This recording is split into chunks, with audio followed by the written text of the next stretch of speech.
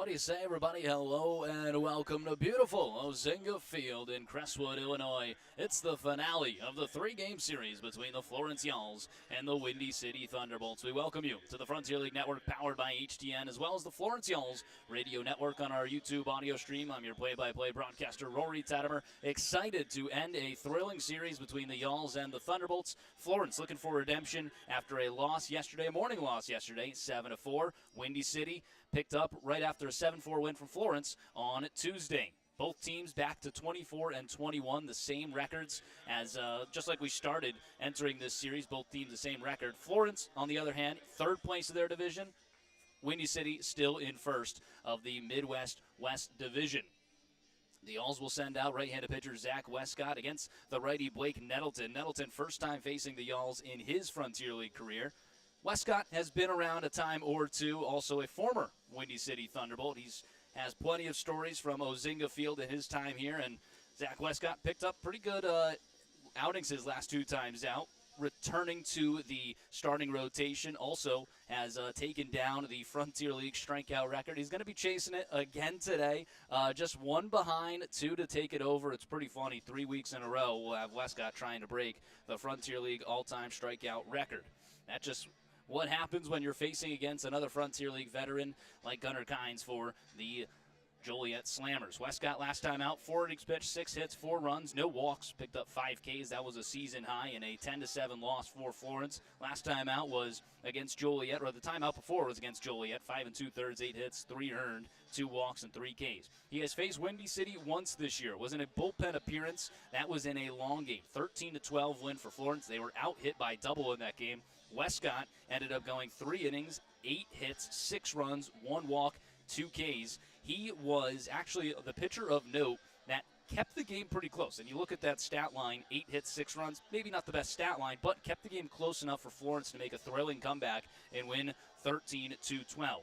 He's been up and down this season, but the Frontier League veteran with the strikeout crown ahead of him has looked a lot better, returning to the starting rotation. They will face Blake Nettleton, like I said, first time facing Florence, but he's been in a series of starts this year.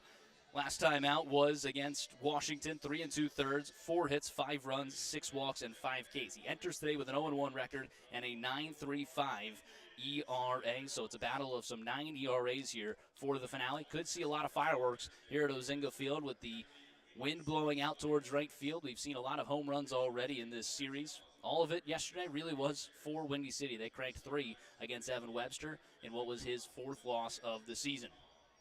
Beautiful day, though, at Ozinga Field. Sun shining down. A little bit of shade going over the mound right now. Kind of split with just in between a large pole. There is a portion of sun between the mound and home plate, which is covered in shade. So that might play some effects on the eyes of the hitters early going, but we should settle into a nice night game under the lights at Ozinga Field. A beautiful day. Still hot, as it is everywhere across, Eastern America, but that's just something you got to play through here in the beginning of July. Florence technically has not won a game in July. They're 0-1 to open up the month. Looking to get on the board here today. That is all before a long road trip to Mississippi tonight. Florence looking at a 10, 11, 12 arrival tomorrow morning, then playing a Friday night game. That'll be something that we'll talk about on tomorrow's broadcast. But certainly a win, you would assume, would help out that drive later tonight. Let's take a look at the starting lineups for both teams. First, for the visiting Florence Yalls, leading off in left field, Milo Rushford. Batting second, the second baseman, Brett Blomquist. In the 3 slot, the first baseman and captain, Hank Zeisler. Batting cleanup, the right fielder, Brendan Bobo. Returning to the lineup, hitting fifth, the designated hitter, Zade Richardson. In the 6th slot, the center fielder, Jackson Tucker.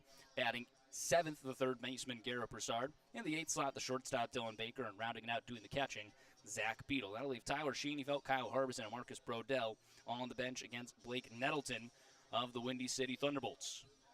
For the Bolts, it's a lineup that we've seen pretty much the entire time.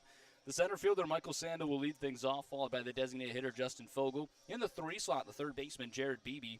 Batting cleanup, the right fielder, Carlos Pena. In the 5 slot, the catcher, Victor Cherney. What a series he has had. Batting 6th, the first baseman, Darryl Ruiz. In the 7th slot, returning to the lineup, the left fielder, Liam MacArthur. Batting 8th, the shortstop, James Dunlap. And rounding out, returning to the lineup, the second baseman, Josue Urdaneta.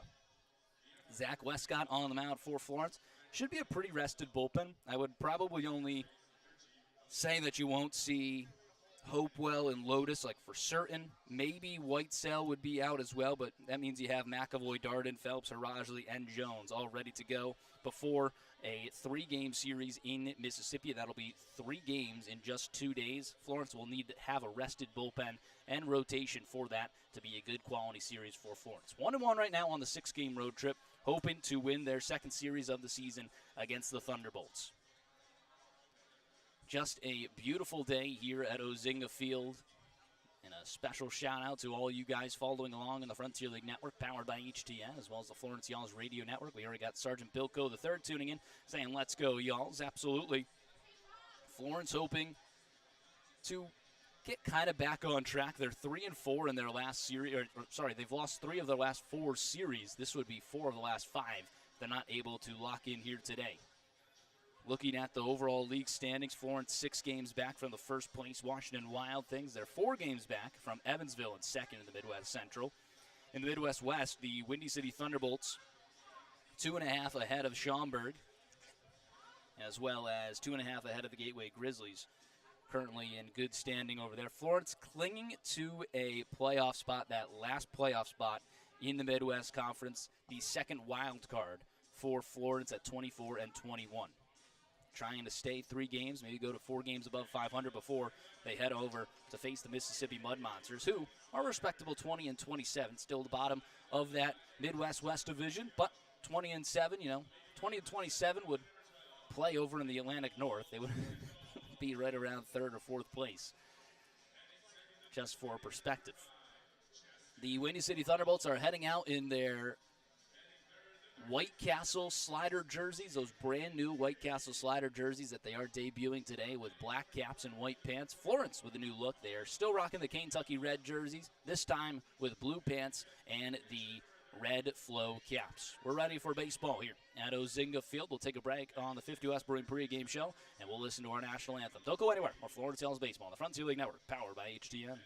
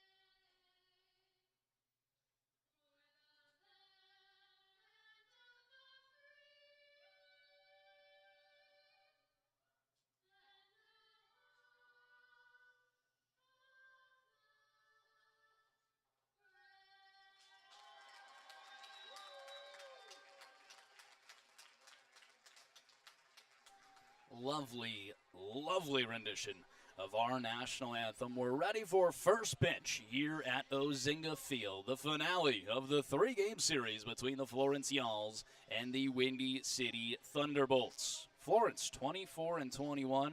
The Bolts 24-21. Milo Rushford will lead things off. Already 5 hits in this series. On the other side of the ball, it's Zach Westcott, the Frontier League veteran, looking to reclaim the strikeout crown. The all-time strikeout leader in Frontier League history sits just 1 behind, 2 to break. We'll be following that on the other side of the ball.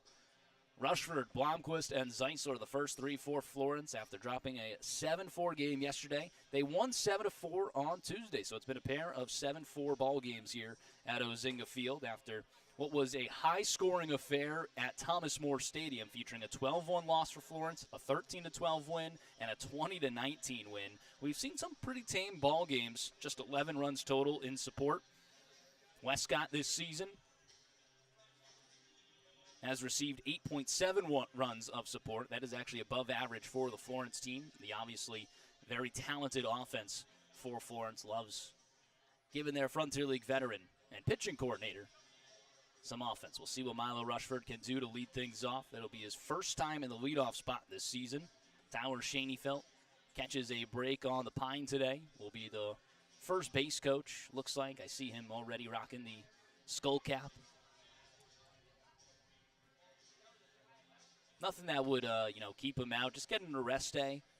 I know he had some tightness in his quad. That just wanted to maybe get a rest day before that 12-hour bus trip to Mississippi. Make sure nothing tightens up there on the bus. And he would be ready for action in Pearl, Mississippi after this game.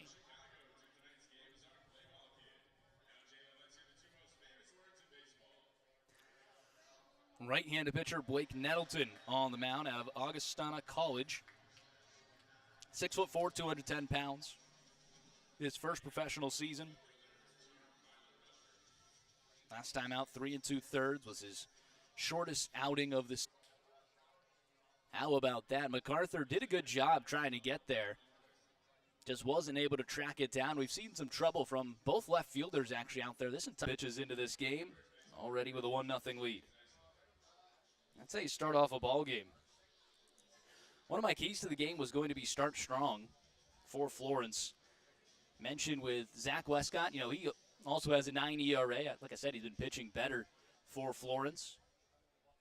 But you really want to get out to a good lead, give Westcott that lead to work with, and let him settle into the game early.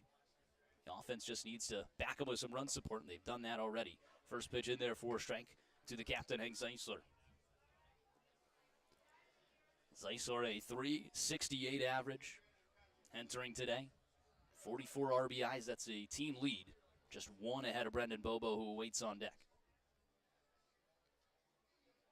Nobody out, runner on first, a 1-0 lead pickoff attempt. Nothing going.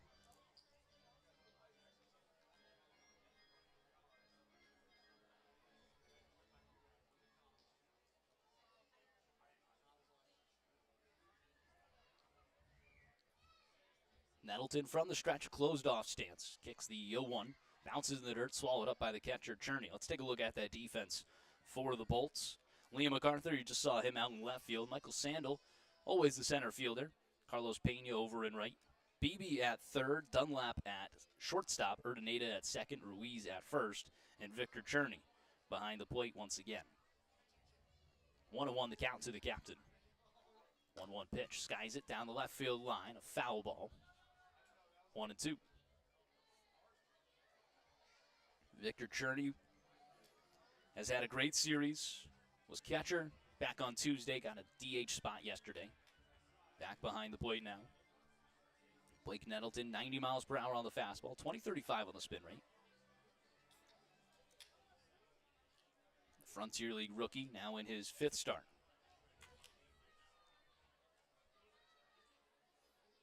Blomqvist bouncing around over at first. 1-2 pitch, fouls it away. Augustana College, first time I've heard that one. First team all CCIW as a senior, through 2 complete games and pitched 6 or more innings in 7 of his 14 starts at Augustana.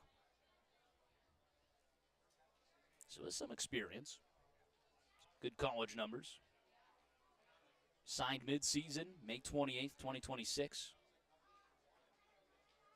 Went a combined 5-3 with a 3.55 ERA in 2 years there.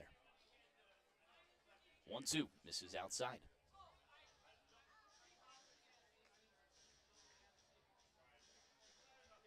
So a D3 Warrior. Finished second in Division III with 116 Ks. How about that? 2-2. Ground ball, right side, over towards the first baseman, Ruiz. Called a foul ball. Ruiz had that leg right over the other side of the line. I will say he was looking at second to try and double up Brett Blomquist. Take another look at it on the replay. It's a good call over there.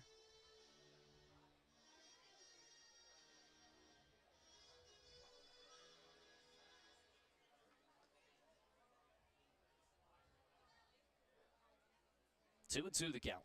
Florence in the red jerseys, blue pants. Not a combination we see often. One I kind of enjoy. 2-2, misses outside. 89 miles per hour there. High and away. Zeisler yesterday, 3 for 4. A walk and a strikeout with a run scored. We know he is chasing Florence franchise history in numerous categories. Payoff pitch to him. Misses outside. That'll be another walk for Zeisler, number 163. He is now 9 walks away from tying the all-time franchise record. 10 from taking it. Runners first and second with nobody out for Brendan Bobo.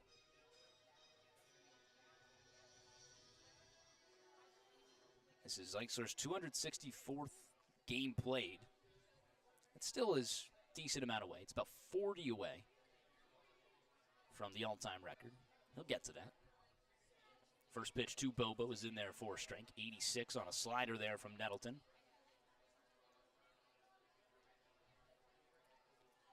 Mentioned Bobo, 43 RBIs, a 3.06 average entering today. Leads the team in homers and RBIs. First and second, nobody out.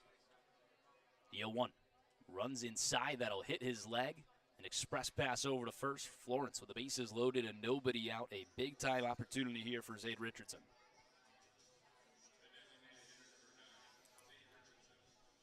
Brendan Bobo has had a lot of walks in this series. It seems like Windy City is being very cautious in pitching to him.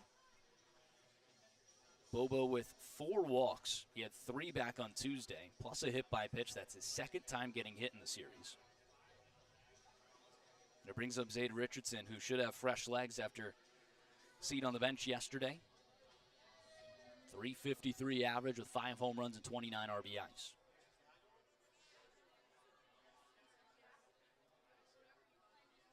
We've compared Zade Richardson with runners in scoring position to the likes of Flu Game Jordan and Headband LeBron, just on another level. That one misses outside. 1-0 the count. The face of the Florence Yalls. Straight up defense for Windy City. 1-0. Ground ball over towards the shortstop. Toss to second one. Relay over to first. Not going to be an RBI there. A double play. It does bring home a run. Florence up 2-0. 6-4-3 double play. That'll help out Nettleton a lot.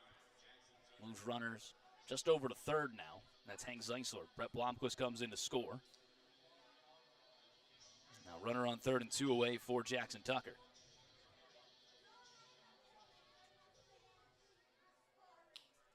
Two nothing Florence.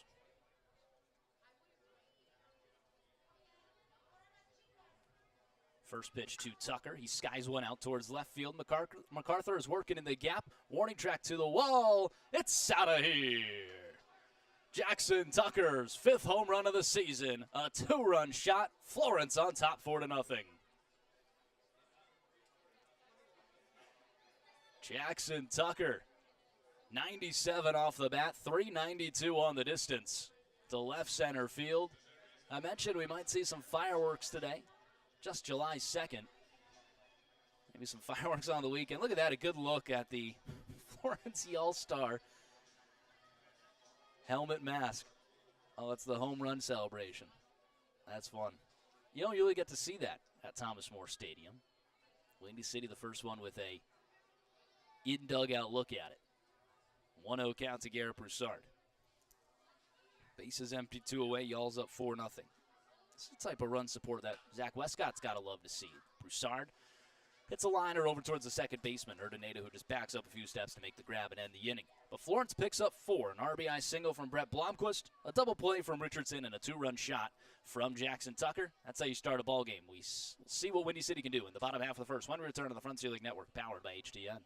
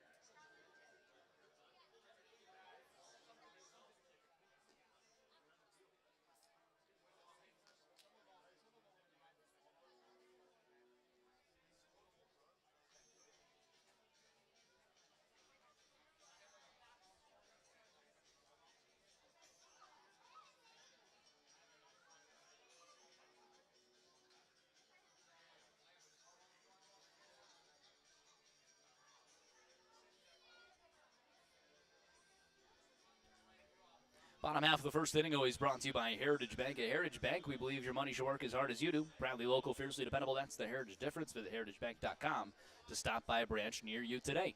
Westcott working with a 4-0 lead. He's got to love to see that before he even takes the mound, already up 4-0. Michael Sandel, Justin Fogel, and Jared Beebe will be the first 3 he faces. Westcott enters with an 0-1 record, a 9.59 ERA. Once again, chasing the Frontier League all-time strikeout leader. That's right now Gunnar Kynes, who's just 1 ahead of him. So 1 to tie, 2 to break. Very similar to his last start where he picked up 5. And I thought, hey, he might have built a little bit of padding. Gunnar matched with 5 of his own. Michael Sandel ropes one high and deep down the left field line. Rushford will watch that one fly. That one got out in a hurry. Leadoff home run for Michael Sandel. 103 off the bat, 368 on the distance. It's a 4-1 ball game.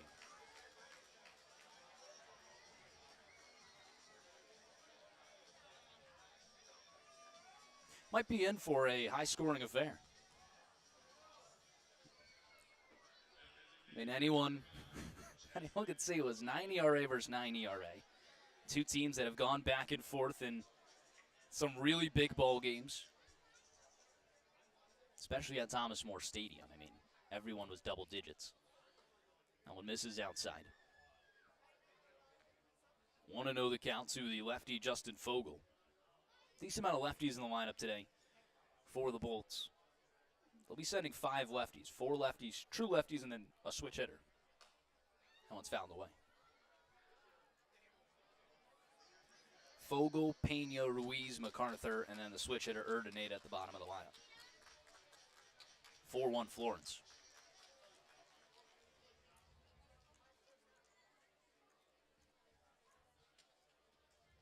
One. Misses downstairs.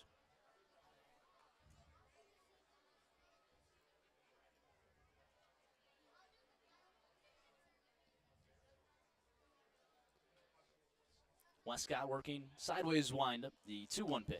Fouls it away. 2-2. Westcott now making his 8th start of the season. He was relinquished to the bullpen, which was the last time he faced Windy City.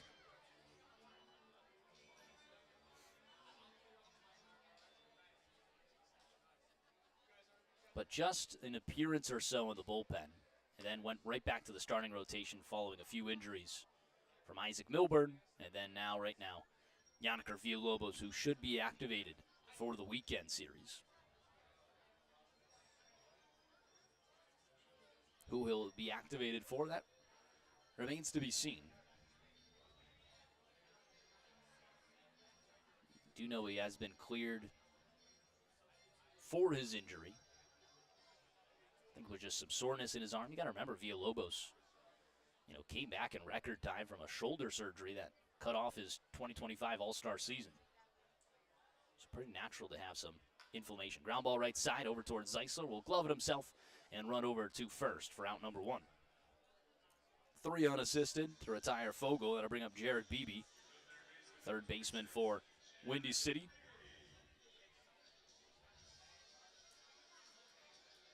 I think technically you're supposed to call them the Windy City Sliders tonight in their big-time partnership with White Castle.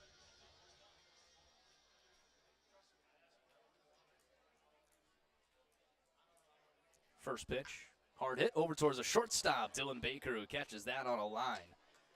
Whew. 102 off the bat. Dylan Baker just in a perfect spot. Take another look. Hit on the screws there by Beebe.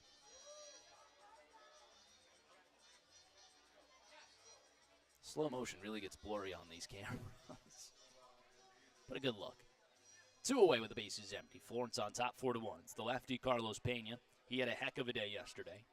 3 for 4, 3 RBIs, a home run. Triple was a double shy of the cycle. Milo, with leading off this game with a triple, technically already the hardest part of a cycle.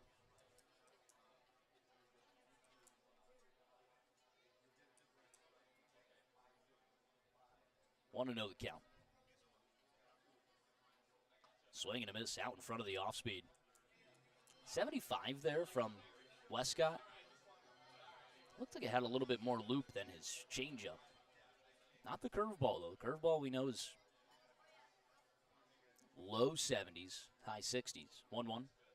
Misses inside. It's going to hit the back foot of Pena, looks like. He'll be granted express pass over to first. All hit-by pitches are brought to you by Airport Paint and Body. When life throws a fastball, it's your ride. Call Airport Paint and Body. Smooth you out, get you back in the game. AirportPaintandBody.com. Runner on first, 2 away for Victor Cherney. It was 3 hit-by pitches for Westcott in his last outing across 4 innings against Evansville. Didn't have a walk, but had a few hit-by pitches like you just saw there. That one bounces in the dirt. Good block from Beetle. Cherney yesterday, 1 for 4. He had a home run and 2 RBIs. Enters today hitting .302. He's had a really good series against Florence.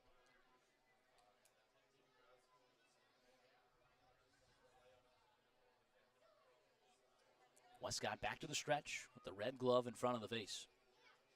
1-0. Fouls it away. We sit just 12 days from the Florence Y'all Star festivities kicking off with the Home Run Derby on July 14th. $2 tickets, a Home Run Derby, Mascot Mania, which I've been told is the Little Y'allers program that Florence has, like the youth baseball, competing against the mascots around Northern Kentucky and Cincinnati. Think of it like a halftime football show, but competing in a skills competition as well as a youth home run derby. Then we'll get live wrestling on the field, and then the Frontier League home run derby at night. With fireworks and a drone show, it's going to be a great time just for $2. Everything in the stadium is going to stick to a true $2 Tuesday. I mean, you can't beat that deal. Then obviously the very next day, we'll have a fan fest leading up to the All-Star game. Think of that like a giant tailgate with a bunch of things out in the Y'all's parking lot. And the All-Star game, again followed by fireworks and a drone show. And no one does fireworks like Florence. I've been to a lot of ballparks. 2-2. Ground ball left side. Garrett Broussard swallows it up. Throw on to second to end the inning. Went the easy way. Just about 90 feet away in the distance. One run comes across on a solo blast from Michael Sandel. Florence carries a 4-1 lead into the top of 2 when we return to the Frontier League Network, powered by HTN.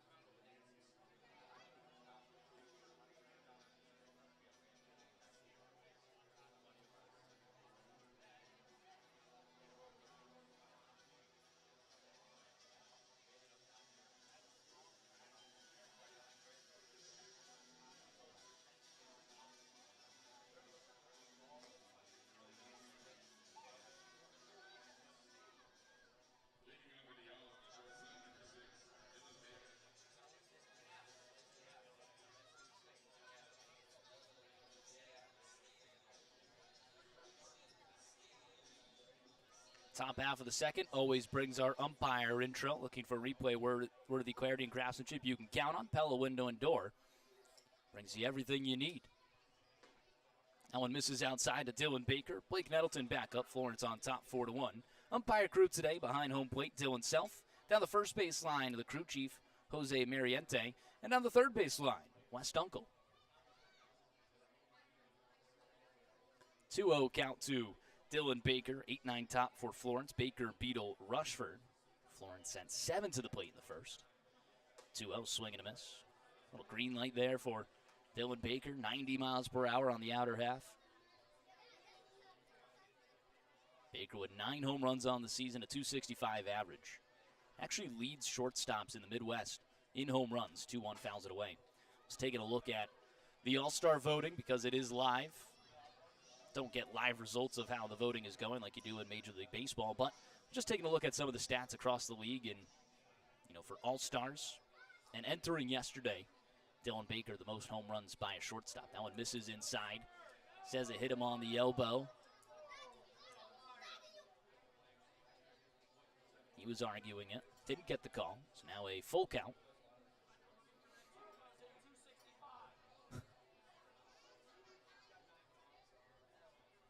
Oh my gosh, you can hear the conversation. Payoff pitch. That one's skied out towards left field. MacArthur over towards the foul line. We'll just watch it go. Full count. I think you could hear the conversation beneath us. They were saying that Baker hit 265 and go, well, he's got 9 bombs. That's exactly right. Again, the league leader, or the Midwest Conference leader in home runs for a shortstop. Payoff pitch at college, strike 3 on the outer half. Just touching the outer half on Point Street. 82, 23-49 on the spin rate. Picks up the first K of the day for Nettleton. Brings up Zach Beadle.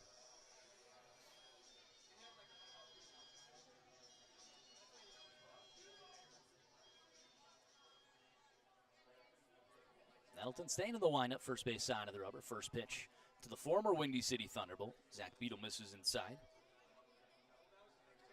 Beadle absent in yesterday's game. Got on base a couple of times on Tuesday. Went 0 for 3 with 2 walks. Another one inside, 2-0. Nettleton does seem like a guy, where you can go up with, the bat on the shoulder maybe. Good amount of walks this season for the right-hander. 2-0. That one's fouled away.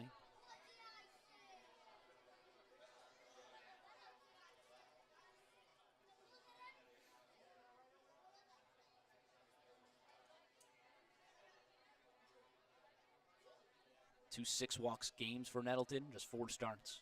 2-1, ground ball right back to him. It's off his glove. Beetle trying to race over to first. Throw, not in time. Nettleton with a really good recovery and throwing from his stomach, as odd as that is to say. Pretty impressive to get that throw off. Take another look here on HTN. Just off of his glove, he was the one that was able to get there with the slide and then a throw from the ground, losing the glove in the process. That's just a base hit from Zach Beetle. 4th hit of the day for Florence. Yeah, anytime it hits that pitcher's glove, usually it always ends up in a single, even if it is, just 86 off the bat. Back to the top of the order, Rushford, who led off with a triple opposite way his last time up. Came in to score just a batter later. Brett Blomquist with an RBI single. The 1-0 misses outside.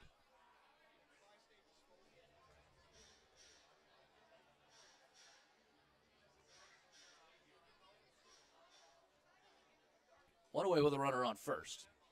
It's 3 at-bats in a row, starting with a 2-0 count. 2-0. Misses inside. 89 miles per hour. 22-26 on that spin rate.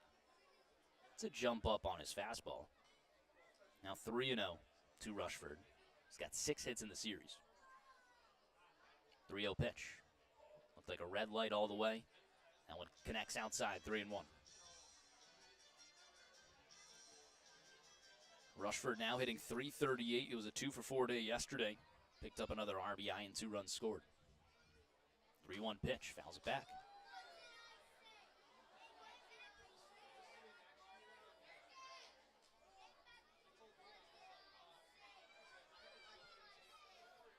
Good crowd here on a thirsty Thursday. A lot of people actually behind home plate. Rushford will call time with a full count. Runner on first, Beetle.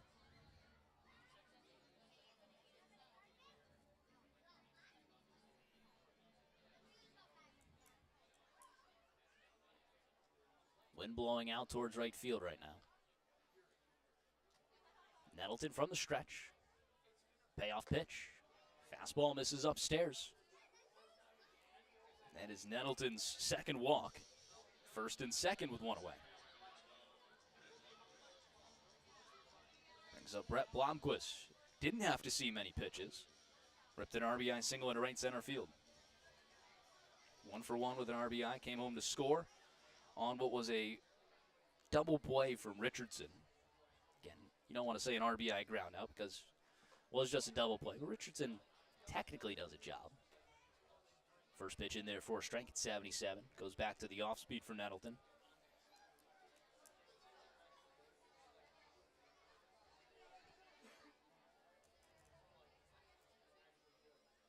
No 1. In there for a strike. 0-2. Nettleton, couple good seasons in Division III baseball after spending some time in junior college. He was at a community college his first 2 years. 1-3 with 11.48 ERA in 20 total games. 0-2. Runs at the head of Blomquist. I believe it's the first time Nettleton has been ahead in an at-bat.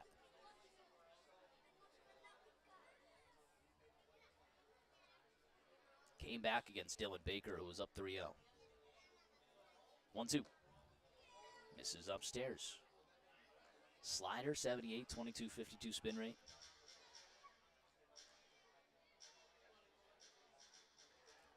Nettleton wearing the undershirt in this 92-degree heat. Might be the only one. 2-2. Misses outside. Good job getting there by Victor Cherney.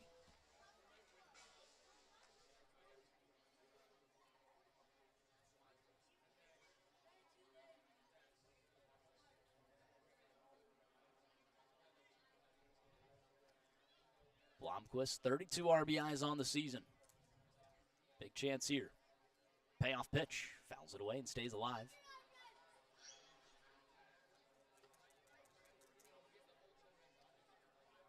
Florence on top 4-1.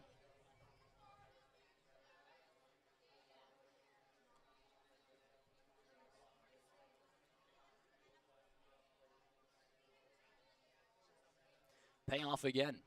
Skies out towards right field. Pena a few steps back. Will make the grab for out number 2. Tagging second to third is Zach Beadle. He's in there safely to throw up the line. Runners at the corners and 2 away for the captain.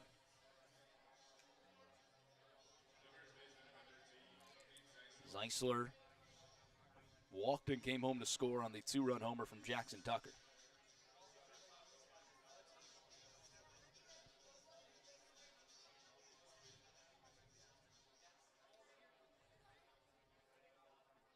Florence trying to get another one on the board. Nettleton working through some traffic.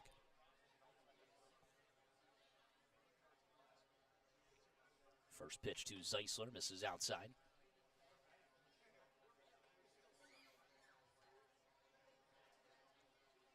Captain for Florence. Earned his 163rd walk in his Florence career, his last at-bat. 9 away from tying the record. Rushford takes off. That one's into center field for a base hit. Coming home to score is Beadle. On the way to third is Rushford. They're going to wave him around. It went all the way to the wall. Hank Zeisler in with a 2-run double. Florence on top 6-1. Zeisler's 68th double of his career. Less than 10 away from the record. And what a spot, too. Almost caught by the second baseman, Urdaneta. Just take another look. Right out of reach. Splits the gap and goes all the way to the wall. Rushford had a good amount of jump there, stealing second. Able to come home to score all the way from first. 6-1 Yalls with a runner in scoring position and 2 away for Brendan Bobo. That one misses outside.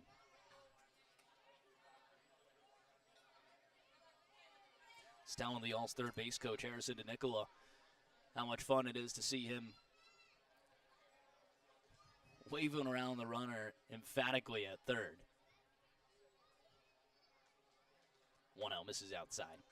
Yesterday it actually was Rushford as well.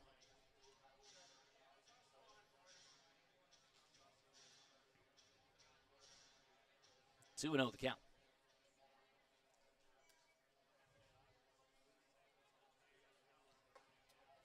Fastball misses in, 90 miles per hour.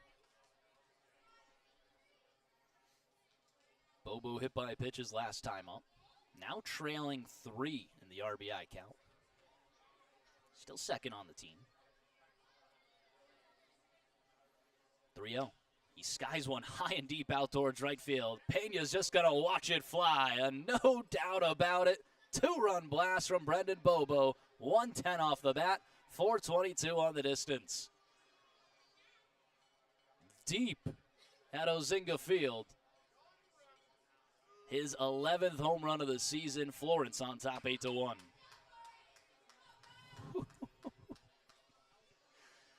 That one was gone immediately. Second home run of the day for the Yalls. Now up 7. Hank gets 2 RBIs. Bobo answers right back with 2 of his own. Back-to-back 4-run innings for Florence. First pitch to Richardson. Slider misses out.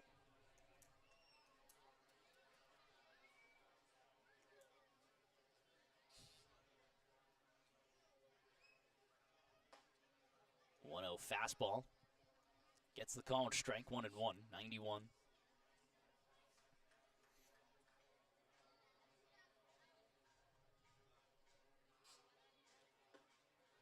Pitching away to him. That one misses outside again. 2-1. Brendan Bobo. You'll probably see him in the home run derby if voted into the All-Star game, but here's definitely a guy that you're going to want to keep an eye out for. Richardson getting in there, 3-1.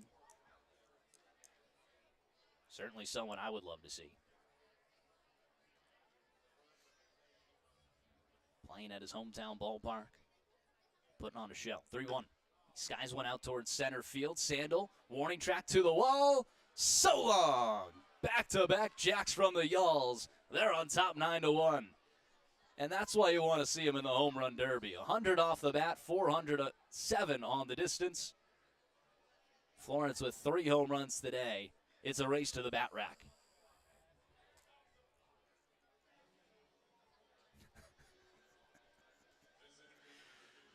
My, oh my. All of this with 2 outs. You get a 2-run double from Zeisler, a 2-run homer from Bobo, and a solo jack from Richardson. And oh yeah, the guy that went deep last inning, Jackson Tucker, stepping up to the plate.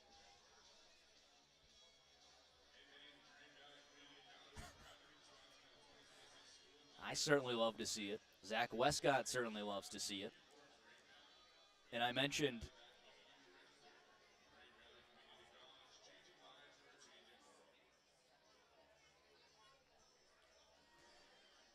doing this 12-hour trip after this game is only going to be manageable if the Yalls are able to win today.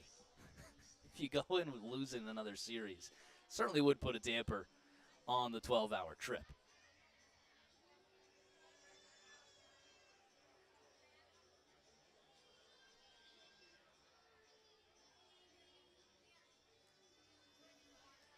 Little meeting on the mound. Nobody warming up in the Windy City pen.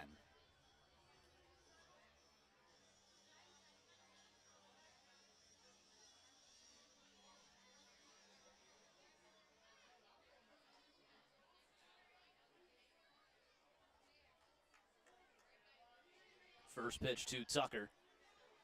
In there for a strike. You got to remember, it was the first game at Thomas More Stadium this year. Florence went back-to-back-to-back, featuring Zeisler, Bobo, and Richardson. This one's featured Bobo and Richardson. Can Tucker join the party? 0-1. Bloops it out towards left field. In comes MacArthur. All over it to make the grab and end the inning. Tucker got a home run last inning as well. Florence on top 9-1. A 5-run second. We head it to the bottom of 2 when we return to the Frontier League Network, powered by HDN.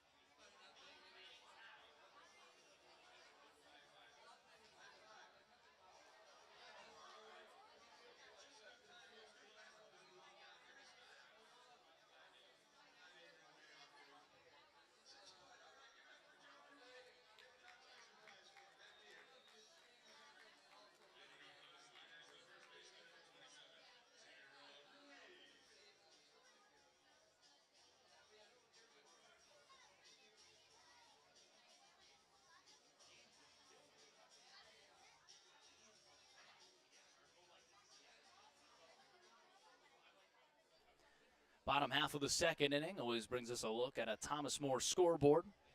Always a scoreboard partner of the Florence Yalls, Thomas More University. There, you'll be able to take your life and your career as far as you want it to go. Apply or donate today at thomasmore.edu. Florence on top 9-1 on the Thomas More scoreboard. Westcott back out to work, an 0-2 count to Darrell Ruiz. Just fishing there on a curveball low. Windy City opened this ball game in the bottom of the first against Westcott with a solo blast of Sandel. So we've already seen 4 home runs on the day. In the 5th Westbury pregame show, I said we might see fireworks. 4 home runs certainly would count as that.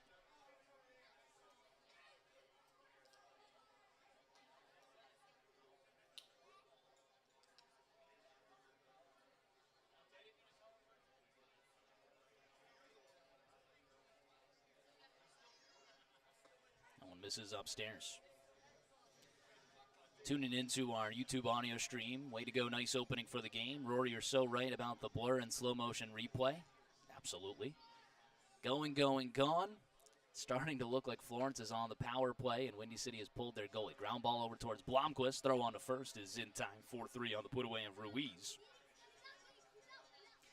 And then, back-to-back jacks. Nice.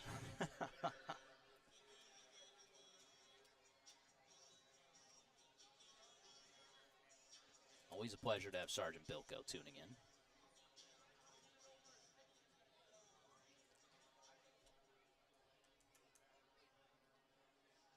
Liam MacArthur, the lefty. These two used to be teammates when Westcott was with the with the Joliet Slammers. Westcott did play for these Windy City Bolts once upon a time. 1-0 in there for a strike. Westcott has played on, or has had so many seasons in the league that I actually have to cut his baseball reference in half so it could fit on my sheet. That one misses outside. 2-1. I only get where he picked up in 2021 to fit in the small size I have in my game notes. But he's played for a lot of teams. That one's skied out towards left field, all over it. Rushford, and he's called off by Tucker in left center. 2 away.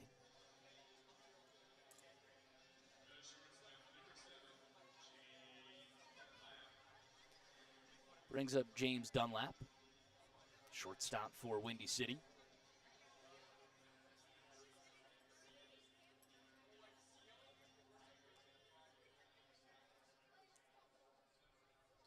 Y'all's on top 9-1 at the bottom of the second. First pitch to Dunlap. Skies one out towards right center field. Bobo working in the gap on the run. Makes the grab, falling right in front of the fence. Brendan Bobo.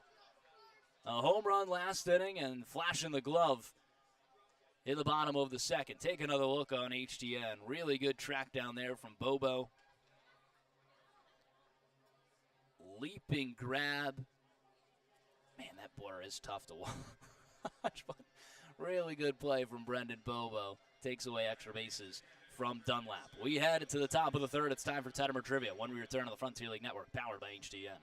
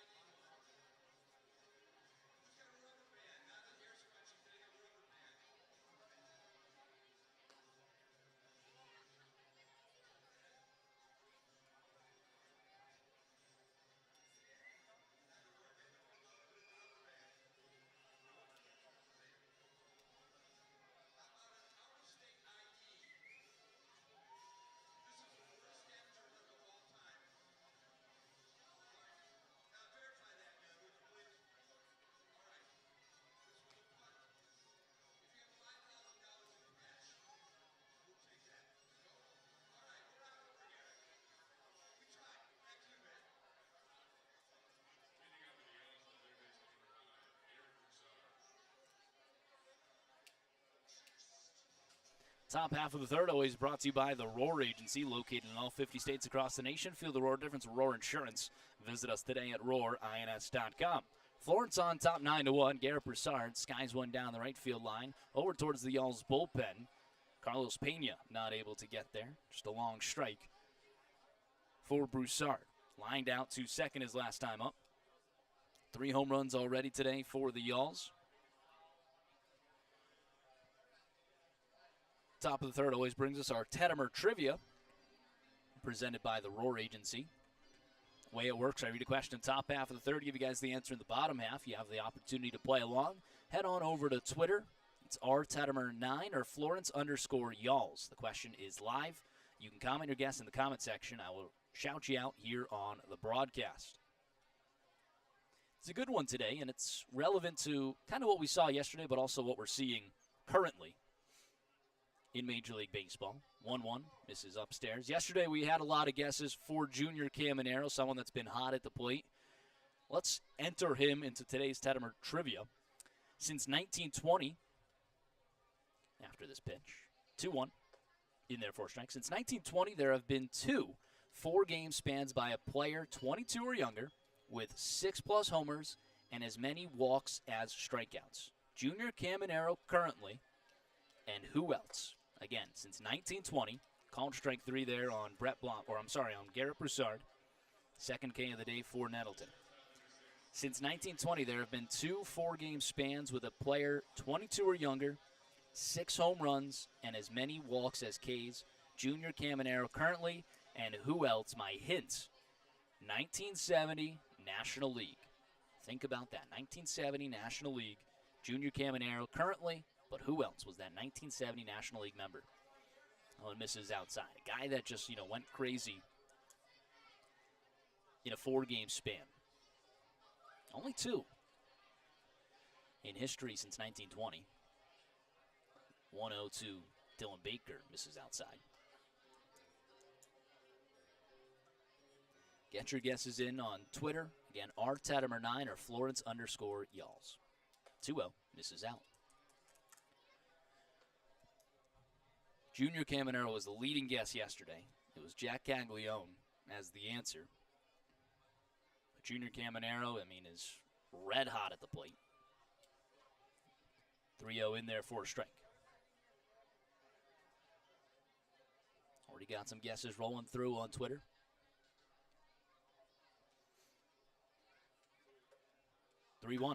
Baker skies one down the left field line. Foul.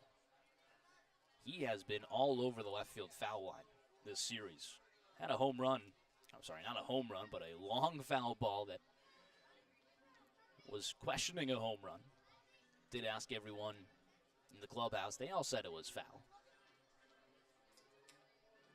But it was very close.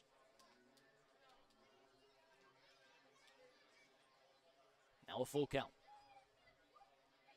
Started up 3-0. It's the same way the last at-bat went as well. Payoff pitch. Misses outside. A walk for Dylan Baker. Runner on first and 1 away. Brings up Zach Beadle. Single and a run scored. His last time up. Nobody warming the Windy City pen.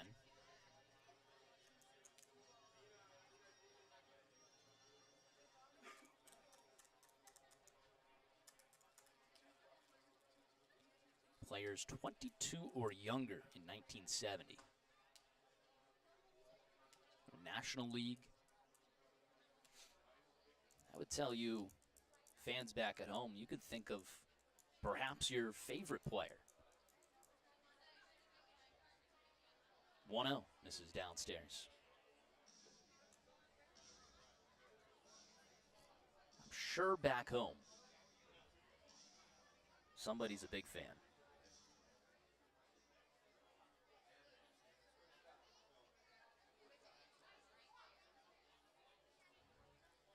2-0. Ground ball left side. That's through for a base hit. Second hit of the day for Zach Beadle. Florence, first and second, back up to the top of the order. 1 away. 2-hit day for Beadle at the bottom of the order.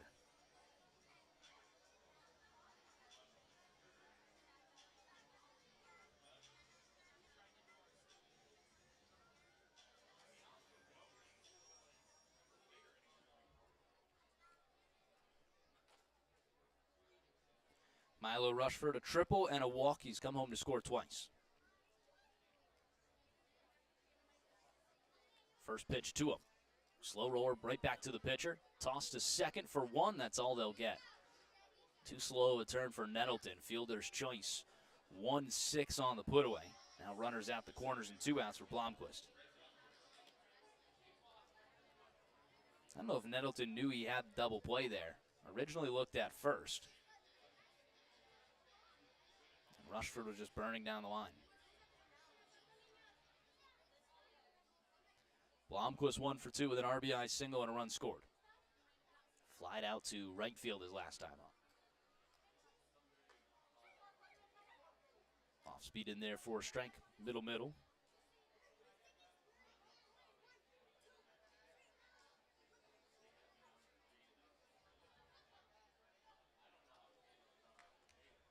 0-1. This is inside.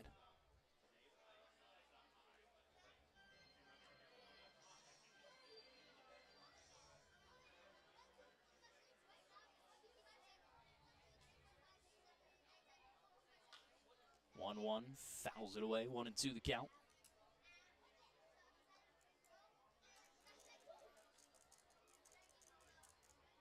As Zach Jury would say, this is one of those old head questions.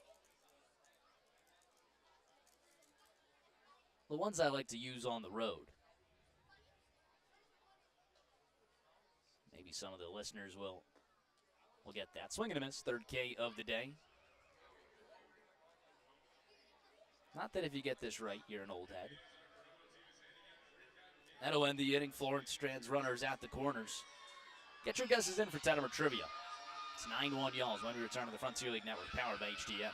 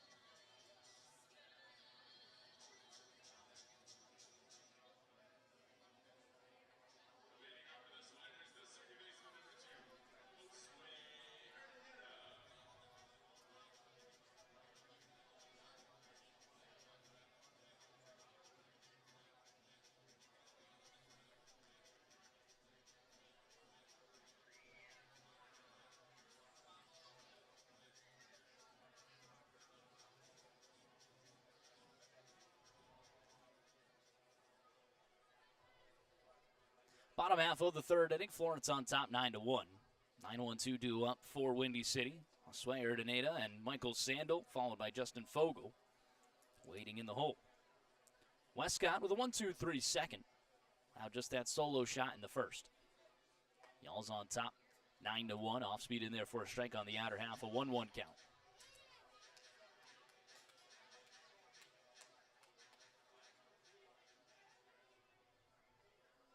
One. In there for a strike. 1-2 the count. We are playing Tettemer Trivia. Get your guesses in. The 1-2. Punched out towards center field. In comes Jackson Tucker. Dives and makes the grab. Jackson Tucker back in center. Good to see him there. His third diving catch of the series. One away in the third. Really good snag there from Tucker, taking a look at HTN. Went back a little bit and had to come in. More of a slide than a dive, but Either way, flashing some weather.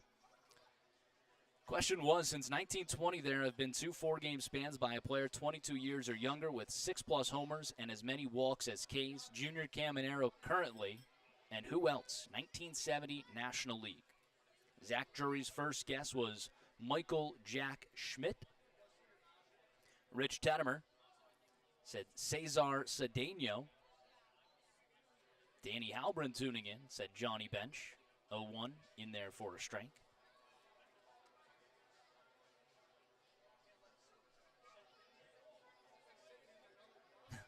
Sergeant Bilko admitting that he did use Google. 0-2. Fouls it down the third base line. So we won't say his answer yet. We'll talk about it. He had some stats after. Right now, Cesar Cedeno,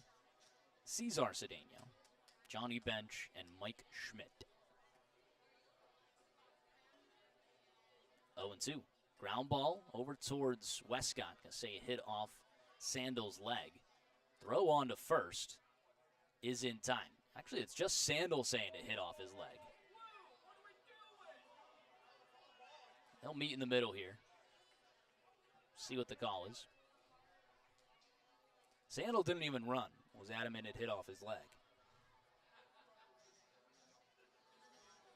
Home plate umpire didn't say anything, and the first base umpire also didn't have it. First base umpire is the crew chief. Take another look if the camera does have it. Just as you would hope, they did not cover it. So the replay is not going to do anything.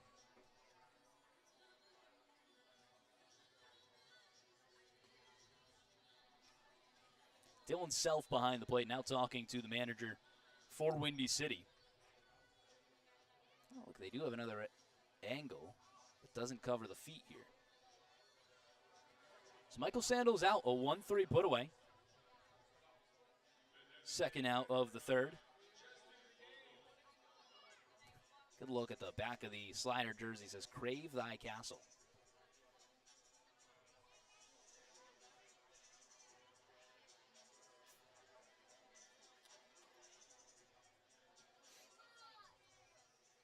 So a 2 away, we can get to our answer here for Tettemer Trivia. Johnny Bench, Cesar Cedeno, and Mike Schmidt are 3 guesses.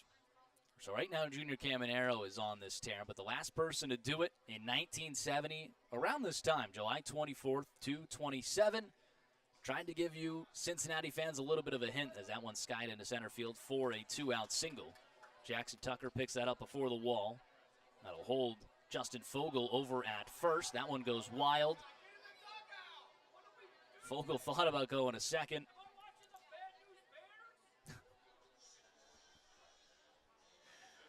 Just a single. And the guy beneath us is hilarious. But yes, I tried to give you hometown folk a hint. It was maybe your favorite player. I'm sure it's someone's back home. Johnny Bench, catcher for the Cincinnati Reds, July 24th to 27. He also had 6+ homers and as many walks drawn as strikeouts.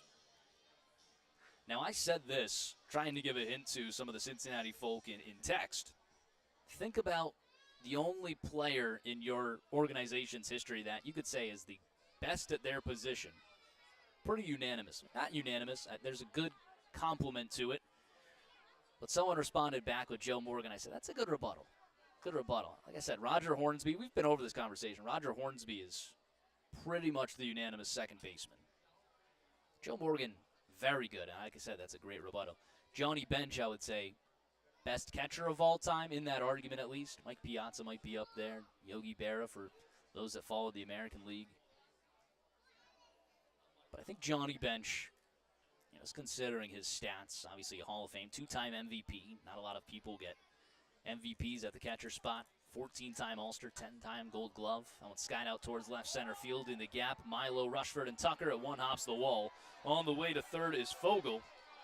He'll get a stop sign and a 2-out double from Jared Beebe. Runner second and third and 2 away. Danny Halbrin is your winner for today's Tettemer Trivia. Congratulations, Danny Halbrin. Doesn't always guess. Long-time listener. Doesn't always guess the Tettemer trivias, but he likes when they're the older times. Same as my father, who likes the older questions. Johnny Bench debuted at 19 years old. Finished his career at 35. That one skied way out towards right field. If it's fair, it's gone.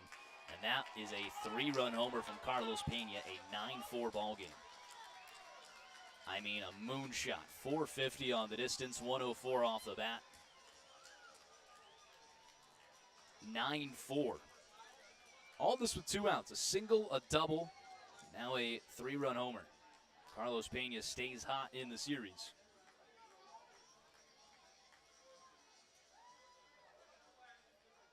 No game will be over until it's over. Florence now with a 5-run lead.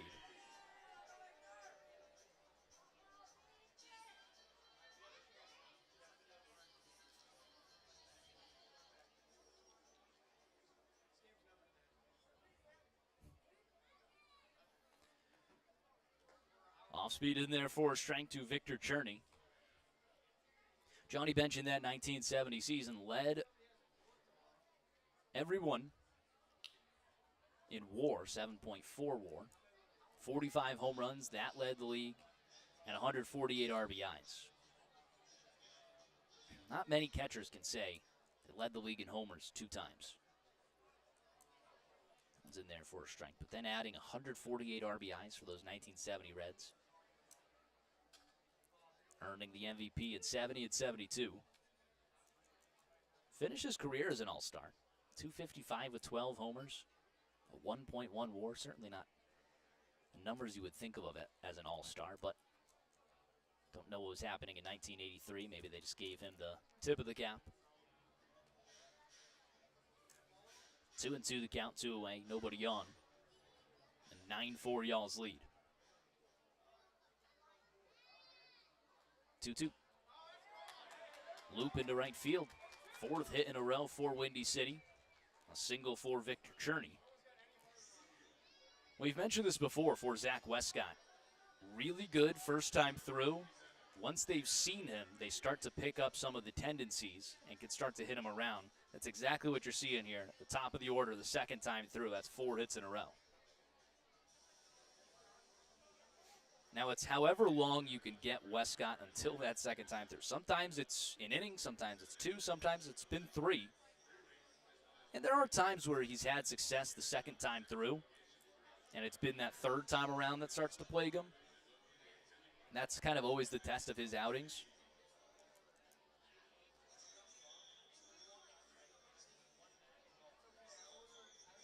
But he is certainly a specialist pitcher at this point. Mixes in a lot of off speeds. Has really good control of majority of his stuff. Able to paint up the strike zone. I will say he has not registered a K yet. And that would put him behind in the all-time strikeout race.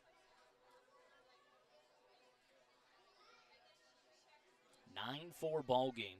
Darryl Ruiz digs in. First pitch, skies that one down the left field line and foul. 0-1.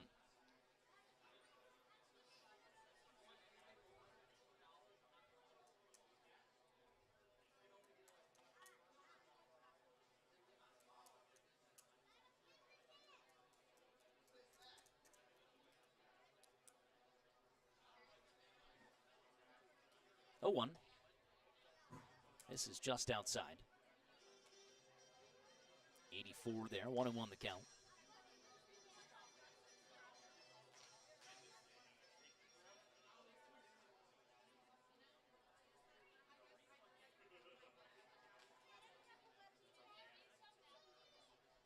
One. Upstairs, no good. 2-1 the count.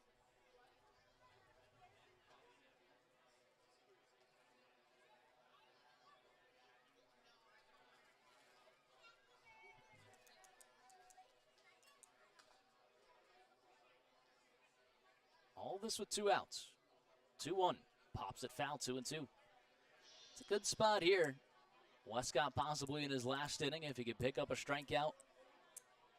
Got some people warming up in the bullpen, not tossing, but starting to stretch around. Really not a good sign for Florence that's about to go play 3 games in 2 days. They'll need all the bullpen help they can get. It might just be, hey, all hands on deck. Doesn't matter where you're at or if you're tired or not, we need you. 2-2. Misses by an inch. Now a full count. It'll be a doubleheader on 4th of July. So 2 sevens. That should help Florence. You really got to get good starts from Milburn and Villalobos. Like I said, Villalobos should be activated for that series. That seems to be the plan. Payoff pitch, fouls it back.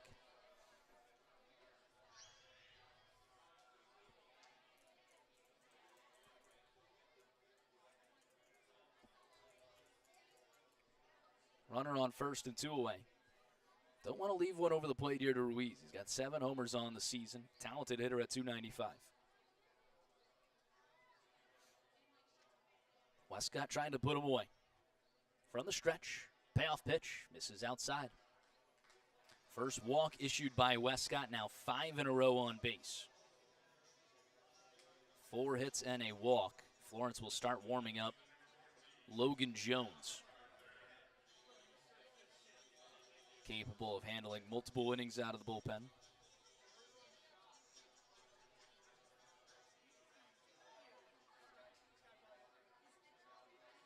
First and second, 2 away. Liam MacArthur flied out to center field his last time up. First pitch in there for a strike 0-1.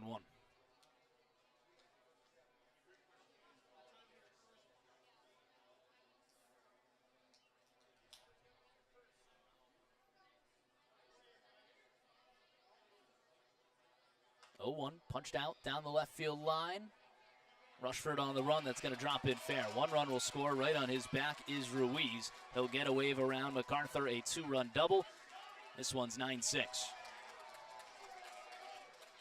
5 runs in the inning from Windy City. All of a sudden, they're right back in this one. This is going to be a long one, folks. Buckle up.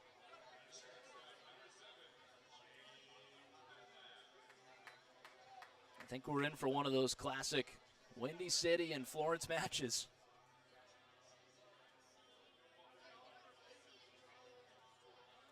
Brings up James Dunlap. Florence can't get Jones any hotter right now. They're really going to try and speed him up. Now the 9th player sent to the plate against Westcott. All of this with 2 outs. He's allowed 6 on base consecutively. 5 runs and 5 hits. Ruiz not a speed guy either. Moved pretty easily first to home.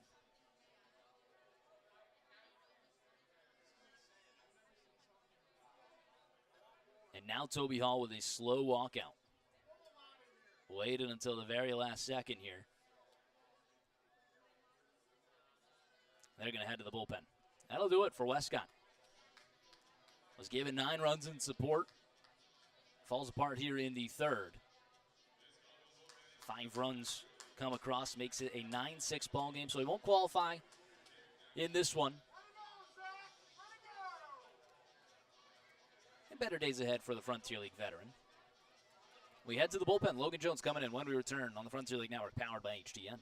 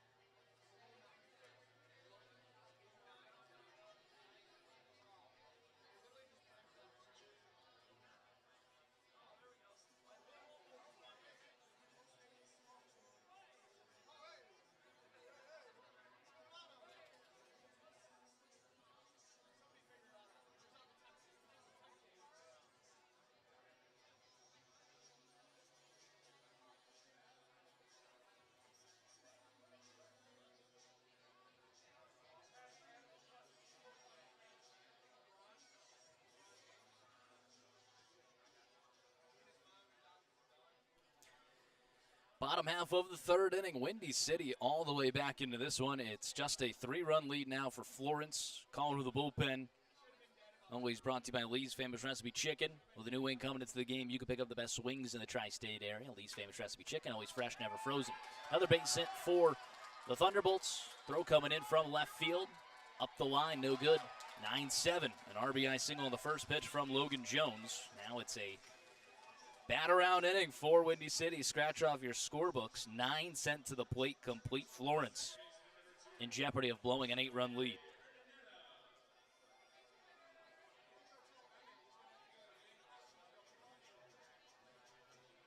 Tying run coming to the plate. Josue Urdaneta started this inning with a fly out to center field. All of this with 2 outs. That completes the line for Zach Westcott.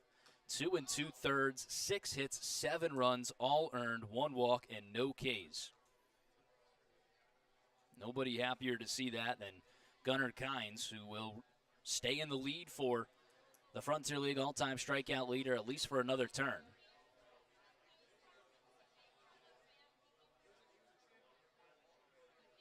No one won the count. 2 away. Runner takes off at first. That one misses way outside, all the way to the backstop. Dunlap. Stolen base. Logan Jones, this is his 5th appearance with the Yalls.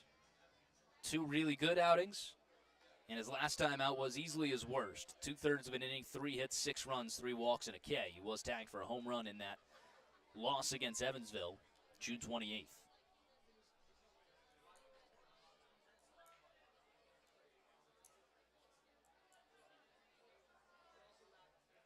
One and 1 the count. Jones from the stretch, a look at second. That one's punched out towards right field. In comes Bobo. He's all over it to end the inning. 6 runs by the Bolts. It's 9-7 Florence. Looking for some more when we head to the top of the 4th on the Frontier League Network, powered by HDN.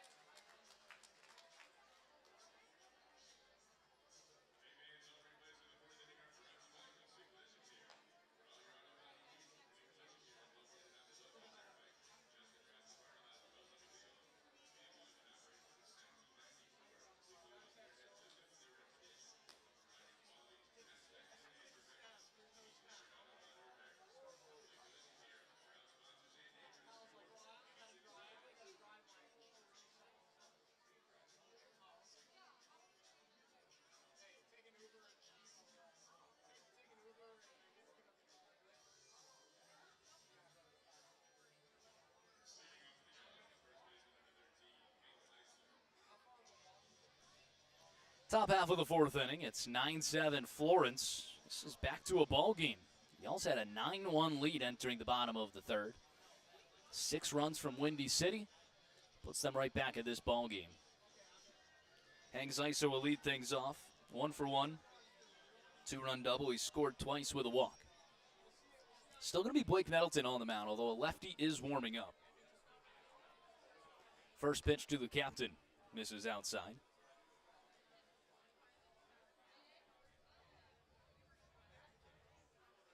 And lefty warming up over there. Francis Ferguson, maybe? That one's in there for a strike. See if we can get out the binoculars. Be the only lefty that we have not seen out of the bullpen yet for Windy City, so that would make sense. 1-1, swing and a miss. Zeisler with the kick through.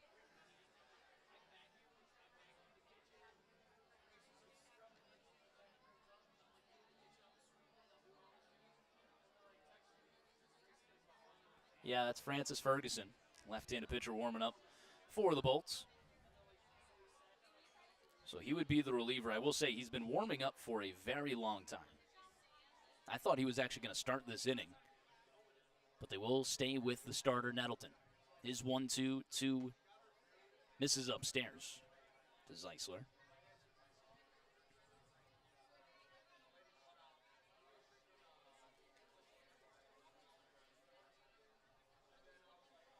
Two to the captain.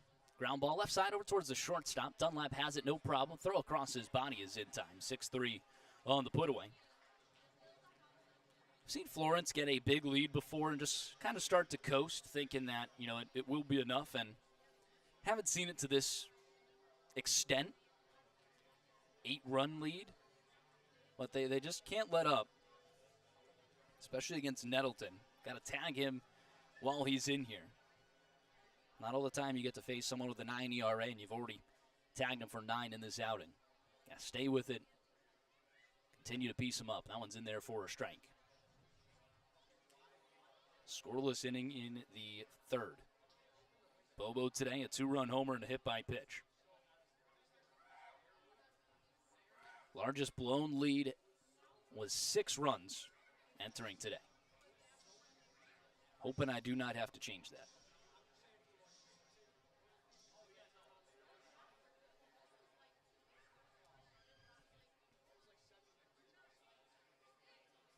One. Swing and a miss, 1-2.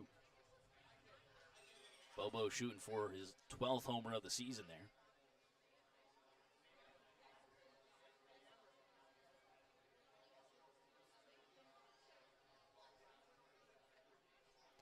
Nettleton winds, delivers the 1-2 to Bobo. Check swing. Doesn't go around with the appeal. 2-2 the count. Brendan Bobo out of Santa Cruz, California. Second season with the Yalls. Hoping to be an all-star this year.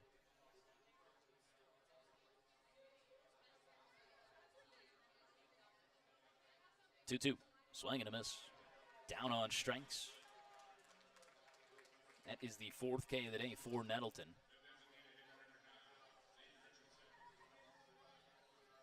Brings up Zayden Richardson. He had a home run his last time up.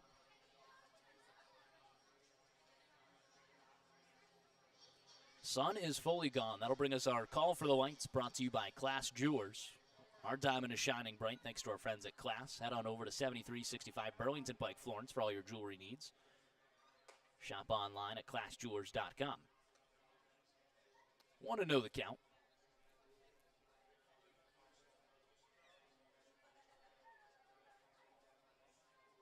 One misses downstairs. 2-0.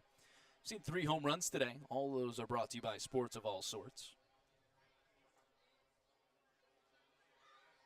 Our favorite sports facility in Northern Kentucky. Head over to 1094 Investment Way, Florence. 2-0. In there for a strike. Fastball dots up the outer half.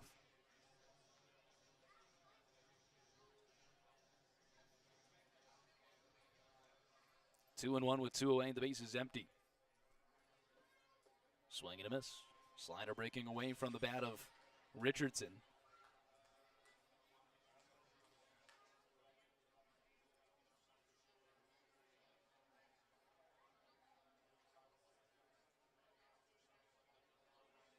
No call time at the plate.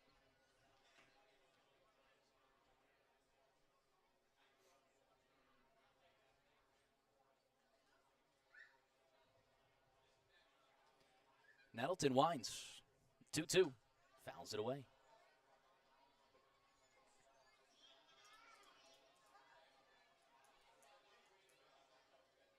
Pretty big series here for Florence.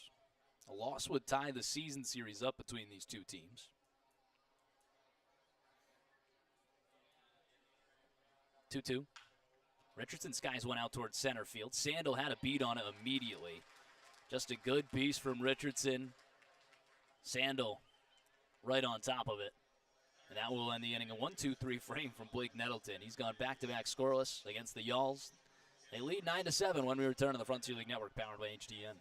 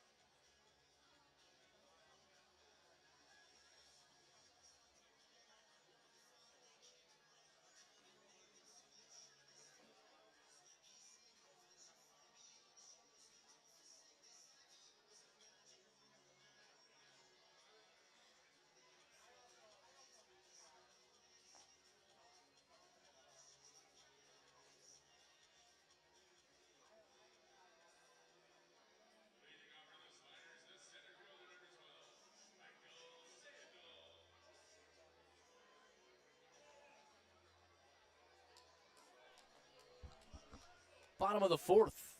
Y'all's looking to protect a 2-run lead now, 9-7. Logan Jones, the reliever, will stay on in this ballgame. First pitch to Michael Sandel. Runs inside, almost hits him. All the way to the backstop. It's the top of the order due up for Windy City. They sent 10 to the plate last inning. Sandel was the second out before the havoc unleashed. 1-0, swing and a miss. 7 consecutive on base with 6 hits against Westcott. He leaves with 2 2/3, 6 hits, 7 runs, 1 walk, and no strikeouts. Hoping for better days from the Frontier League veteran. 1-1. Misses downstairs. Logan Jones looking for redemption of his own. Last time out, I think he would definitely say not his best, allowing 6 runs in 2/3 of an inning. 2-1. Fastball upstairs, no good. Florence acquired Jones after he was released by Tri-City. He had a blow-up outing there in Tri-City. That's actually what caused his release. When you take out the 2 outings, the numbers are really good for Jones. 3-1. Bounces in the dirt. I know that's, that's an if possibility. Not able to take those 2 out. A leadoff walk, someone you don't want to walk. Michael Sandel. Now on first base with nobody out. Justin Fogel 1 for 2 today. Sandel a stolen base yesterday. Expect him to go in this at-bat.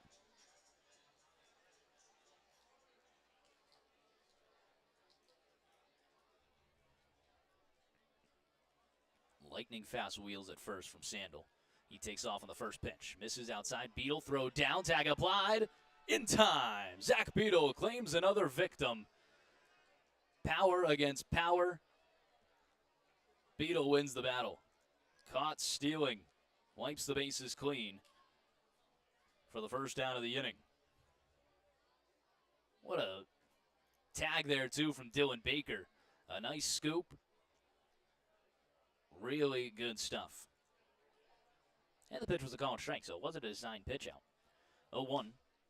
Skies it out towards left field. Rushford coming in on it. Plenty of room. Makes the grab for out number 2. Talk about the difference in an inning. You're thinking, hey, I just walked one of the fastest guys in the Frontier League. Your catcher picks him up.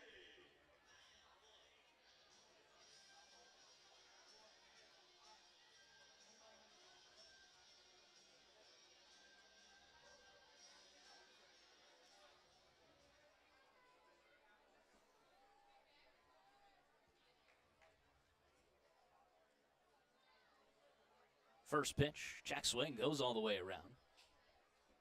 Tell you what we're blessed with right now. I believe it's a Wrestling Wednesday, and this in Windy City, they have it after the game.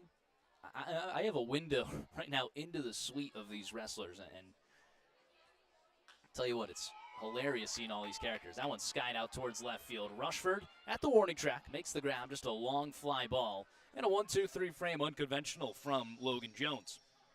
Heading to the top of the 5th, Florence looking for some more runs. They're up 9-7 when we return to the Frontier League Network, powered by HTN.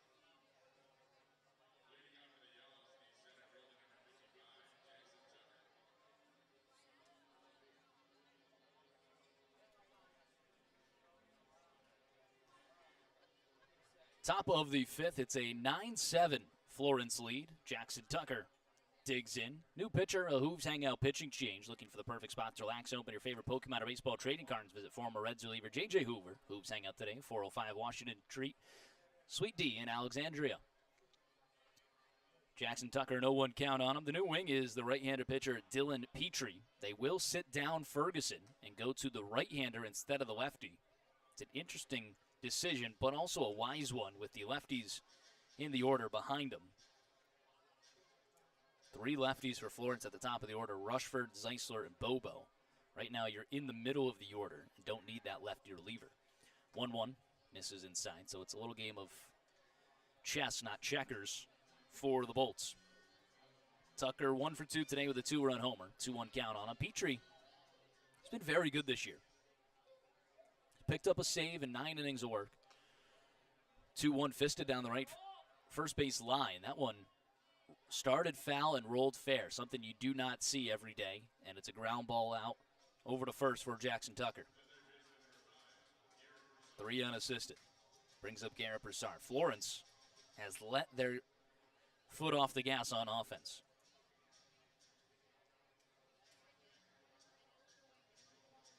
Six in a row retired. Need to get back into the swing of things. Can Garrett Broussard start off a train? That one's fouled away. Ben Howard brought up a good point. I've been mentioning that Florence, a win here would make that 12-hour bus ride a little better. A loss would be tough. Blowing an 8-run lead would be very tough. Ground ball one, Hopper over to third. 5-3 on the put-away of Broussard. Blowing a 8-run lead to drop your fourth series in your last 5.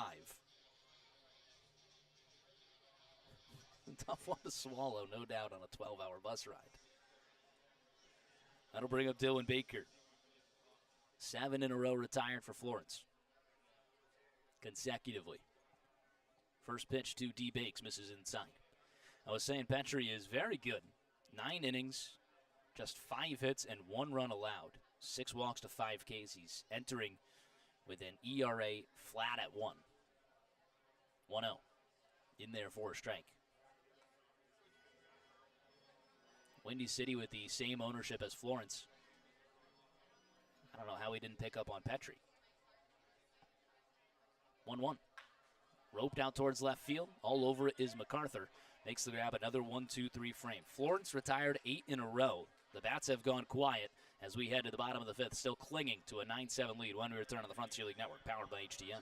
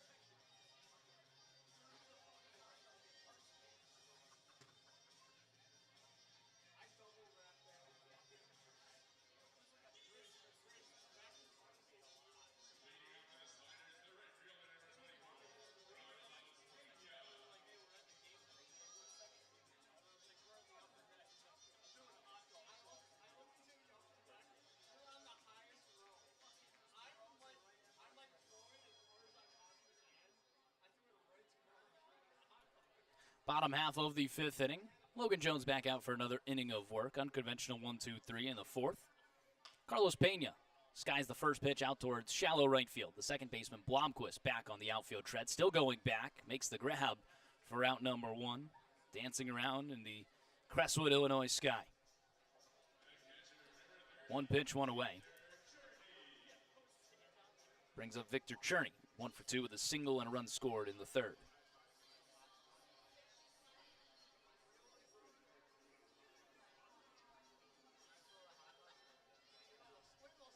Florence on top 9-7 in the bottom of the 5th.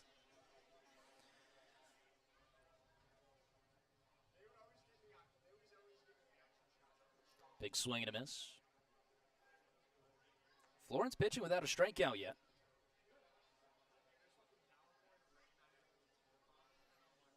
Still looking for their first. Logan Jones, slow windup, the 0-1. Swing and a miss. Can he get it here? Couple of sliders missing downstairs. Drawing the bat of Cherney.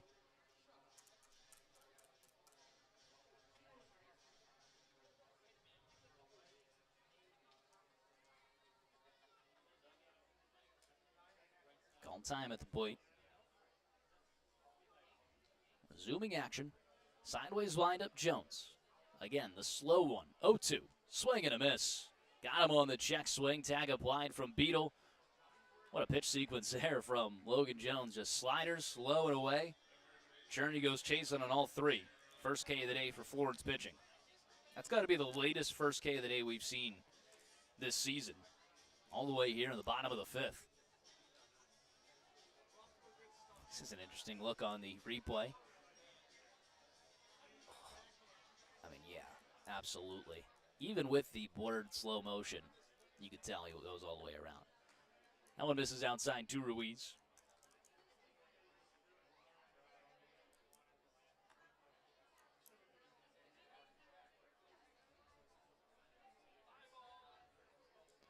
The 1-0.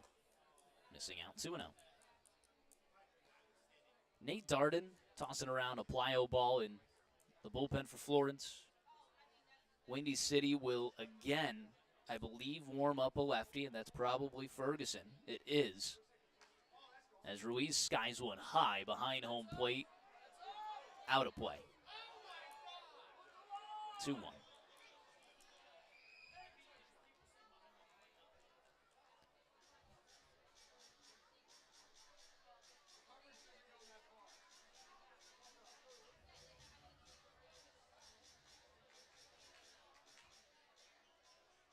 Good crowd here. I was talking about the crowd yesterday for Kids Day. Obviously, it was very hot. It actually led to a lot of these camps canceling. 2-1. This is outside, and that's why you could see a smaller crowd here at Ozinga Field. I was told 1,500 of their people had canceled that they were planning on being here. So that's why you saw a little bit of a thinner crowd. Ended up being a decent one, but still, they were expecting more. That one misses downstairs. A 5-pitch walk with 2 outs to Daryl Ruiz.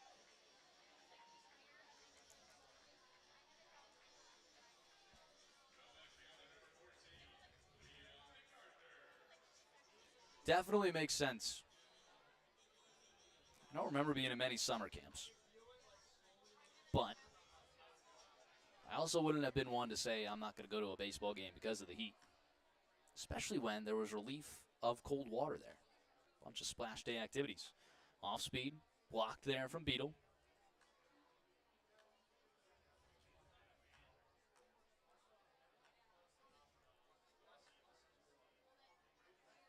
Liam MacArthur, a 2-run double his last time up. Kind of a Frontier League veteran now. Spent a couple seasons in Joliet. 250 average here today. 11 RBIs, 13 walks. He's been a scrappy player.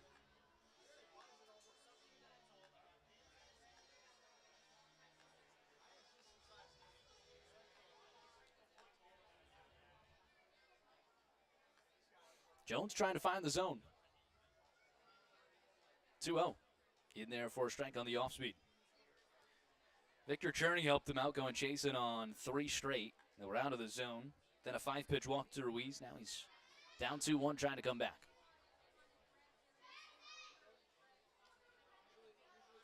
Pickoff attempt. Ooh.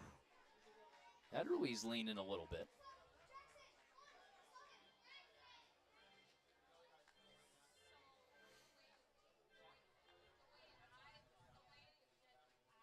Two outs, runner on first, straight up defense for Florence. 2-1 pitch. Up the middle off of Jones. No one will get to it. A single for Liam MacArthur. And that was hard hit, 95. Gotta hope Jones is okay. Patrick McCormick immediately will be coming out. Take another look. Sent it right back where it came from. Off the back leg of Jones. Toby Hall and the trainer, Patrick McCormick, going to go take a look at him.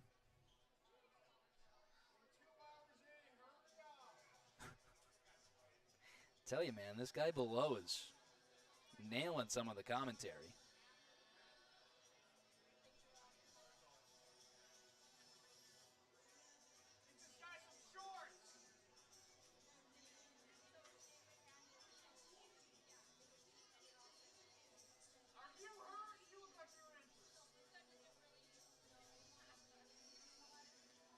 Jones will stay out there.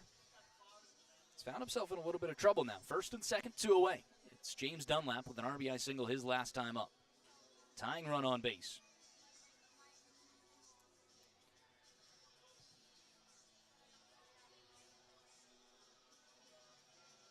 Logan Jones trying to get another scoreless inning.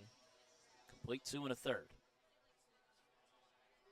I'd say that would be the extended relief Florence was asking for. First pitch to Dunlap is in there for a strike on the off-speed downstairs. A little bit more success against righties than lefties for Jones. And this inning's allowed both lefties on base.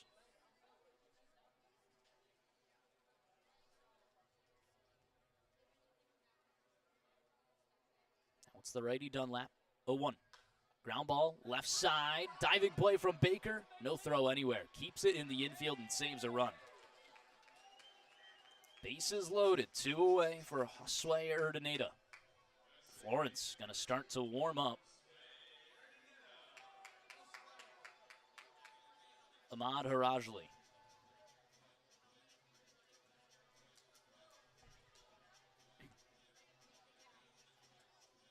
Harajli's a guy you really want to come in on a clean inning. So they're hoping Jones can get out of this. All of this with 2 outs. Florence has been plagued with 2 outs here. Trying to keep it. Ground ball, right side, off of the base. Zeisler able to have it. Throw on to first is in time. Really good PFP way to adjust off a ball off the base. Jones was there to cover, and that will end the inning. Stranded, the bases loaded. We head to the top of the 6th. 9-7 Florence, clinging to life when we return to the Frontier League Network, powered by HDN.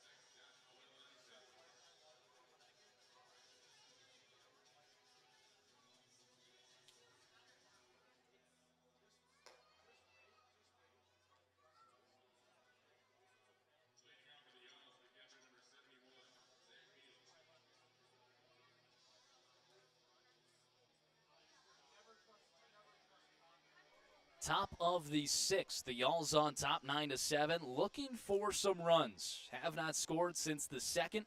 They've been retired 8 in a row.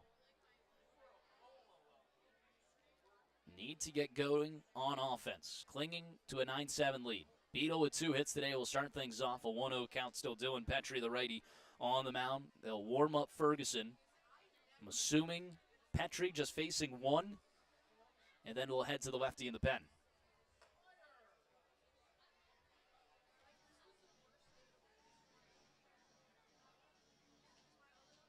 2-0 the count. There'll be 3 lefties and the next 4 hitters after Beetle. 2-0. Hard hit into center field. Third hit of the day for Zach Beadle. He has been supremely productive at the bottom of the order for Florence, and that's how exactly you want it to be from the 9 spot, flipping it over to the top of the order. A 3-hit day for Beadle. I believe that's his first of the season. Starting to get going at the plate.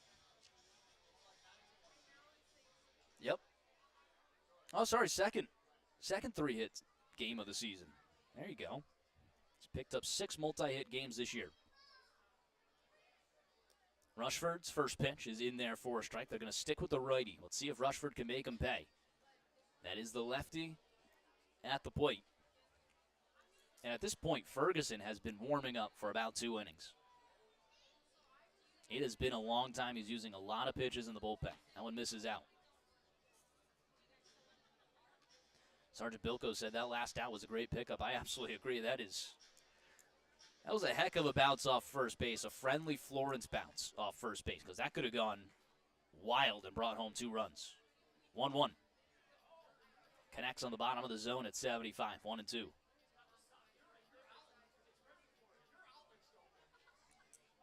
Petrie, we mentioned, just a 1 ERA entering today. It's gone beneath 1 after a scoreless 5th. 10 innings, he's allowed now 6 hits. 1-2. Way outside, 2-2.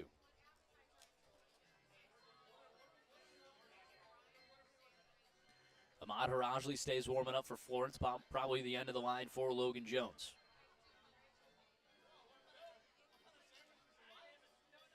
I'll wait until they make the call to give a final line. Nobody out, runner on first. 2-2 to Rushford, misses downstairs. Now a full count.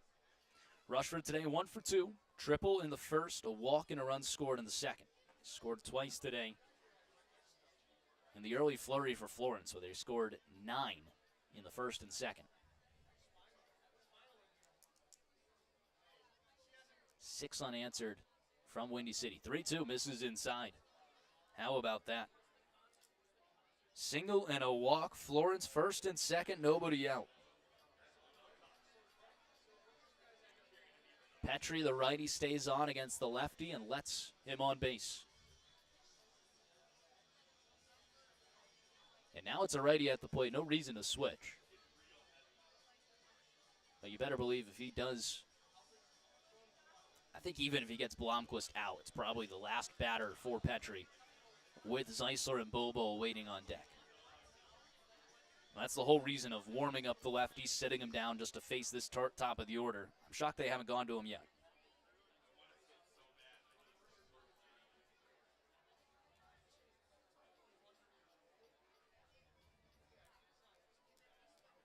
First pitch, swing and a miss.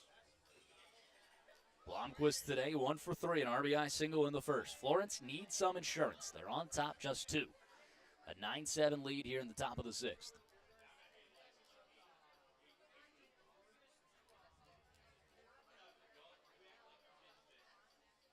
0-1, fouls it away, 0-2. Now behind.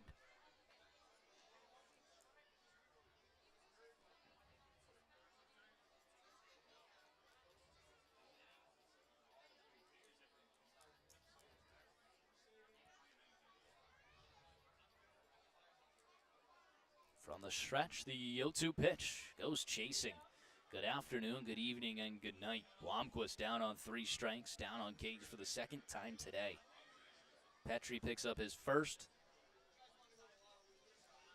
No move from the manager for Windy City. Shocking. Do not want to head to Francis Ferguson, who's warm, entirely warm in the bullpen. Hard hit down the right field line, a foul ball. Oh, Zeisler almost snuck it in there. Florence bullpen calling fair. I think that is the right call. Down first base. I think it was foul. You're not going to be able to see with this slow motion. Yeah, it's a foul ball. 0-1. Got to appreciate the effort. First and second, one away. Zeisler 1 for 2 today with a 2-run double and a walk. Swing and a miss. Florence has gone chasing. Gotta stay within themselves. Start of the inning, first and second, nobody out. And a good opportunity with your 2, 3, 4 coming up. You figure they would get at least one. See how the captain battles.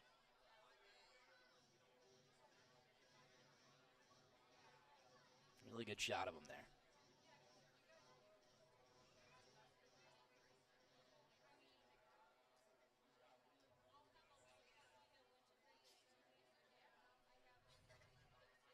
Oh, 2. Swing and a miss. 6 straight pitches, 2 strikes to 2 of the best hitters for Florence. Not a guy that strikes out a lot either. 2 outs. Runners first and second. Brendan Bobo at the plate.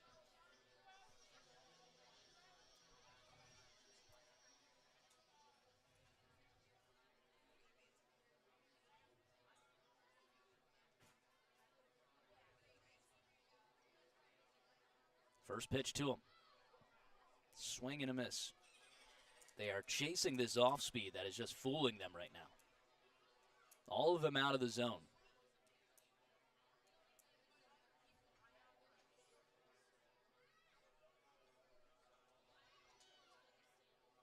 0-1. Finally, watches it fall low. It was a consecutive string of 7 straight off speeds. Florence went chasing on all of them. I don't think a single one was in the strike zone.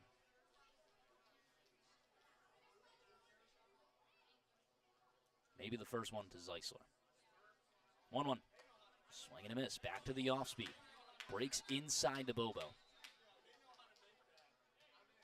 1 and 2, 2 away. I mean, what an outing this would be for Petrie. Just 5 Ks entering today and 9 innings of work. Not a strikeout guy. 1-2. This is upstairs.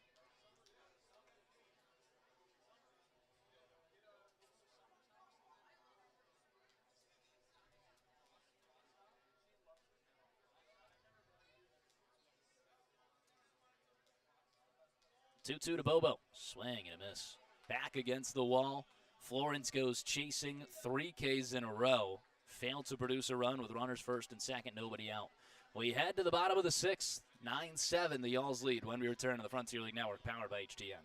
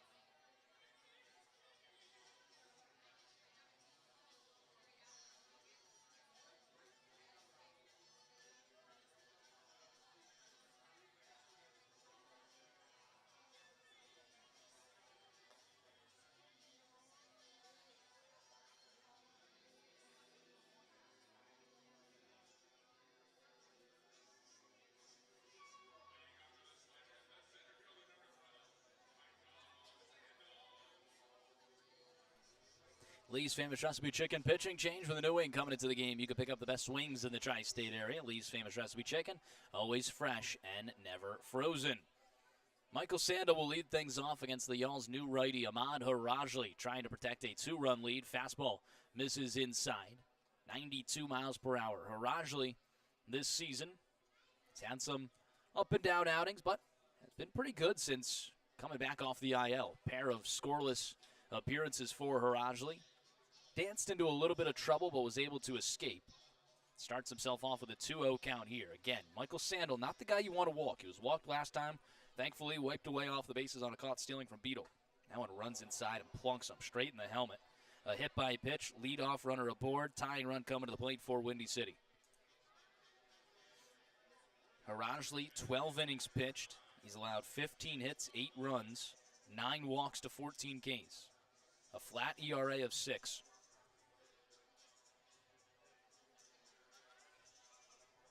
A high K per 9 at 10.5. Sandel with wheels over at first. Caught stealing his last time up. Let's see what he does here. It was off on the first pitch. Fastball in there for a strike, top of the zone. Batter is Justin Fogel, 1 for 3 today. This is a tight game. The offense has gone quiet for Florence. Sandel, big lead at first. 0-1 pitch. Misses upstairs on the fastball. Might have been a pitch out thinking he was going. Florence will keep some guys loose. Darden and Lotus warming up out there. Both stretching. I think Darden just stays red hot. 3-step lead for Sandel. 1-1. Skies it out towards center field. Jackson Tucker trying to find it. He has no idea where it is. Now makes the grab. Maybe that was just for show, because he was right on top of it. Put his hands out as if he was stuck in the sky. Like I said, he was right on top of it. So that could have just been some showmanship there from Tucker. And I don't mind that. It's a unique one. 1 away. Scared me for a second. It's a tough sky. You just saw it on HTN. That light blue sky, always tough to find in the outfield, especially above the lights. Off speed in there. Beautiful first pitch against Jared Beebe. Roped a double in the third. He's 1 for 3.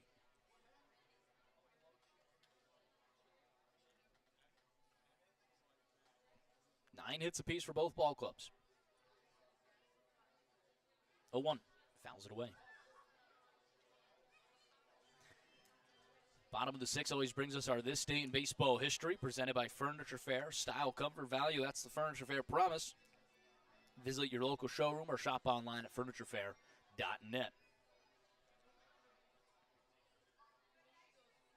This Date in Baseball History will go July 2nd, all years of baseball history. Pickoff attempt, nothing going. 0-2 the count.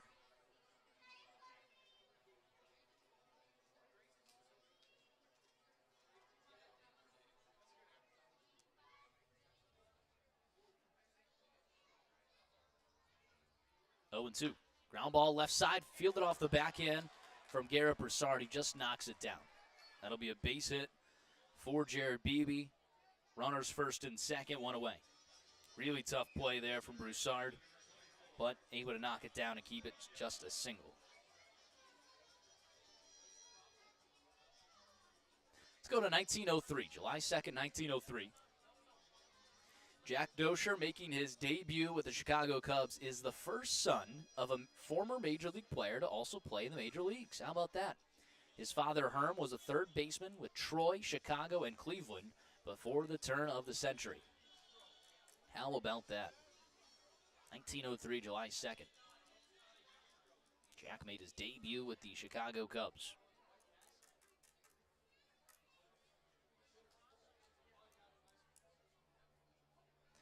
The lefty Pena, a tough out at the plate. 3-run homer. Back in the third. First pitch to him. In there for a strike. He's plagued Florence all series. He he's been the best bat in this Windy City lineup. 3 for 4 day yesterday.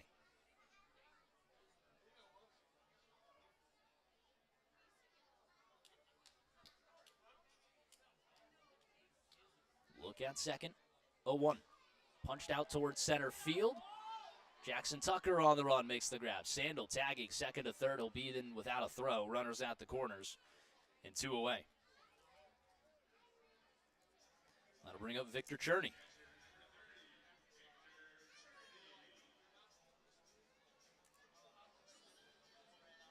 Got some monumental games. 1941, Joe DiMaggio extends his consecutive hitting streak to 45. Hitting a home run off of Boston's Dick Newsom, surpassing Willie Keeler for the all-time record. Then 1950, Bob Feller wins his 200th game. 5-3 Cleveland win over Detroit in the second game of a doubleheader. First pitch to Cherney. Misses. Just barely at the top of the zone. Looks like it did connect on Point Streak. Sorry, not Point Streak. Trackman. Point Streak is gone. Whoa. 1-0. In there. A little bit of a flash out in left field. Don't know what that was. Don't know if that was a light flickering. The light flickering, yeah. Runner takes off. 1-1, misses downstairs, no throw.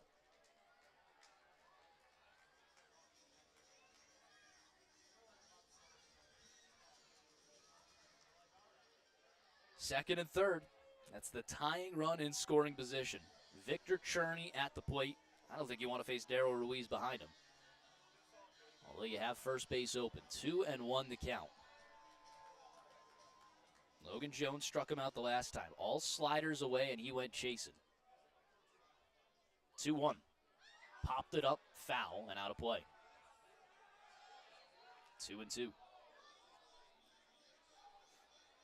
That was an off-speed. Just left it high at the top of the zone, middle of the plate.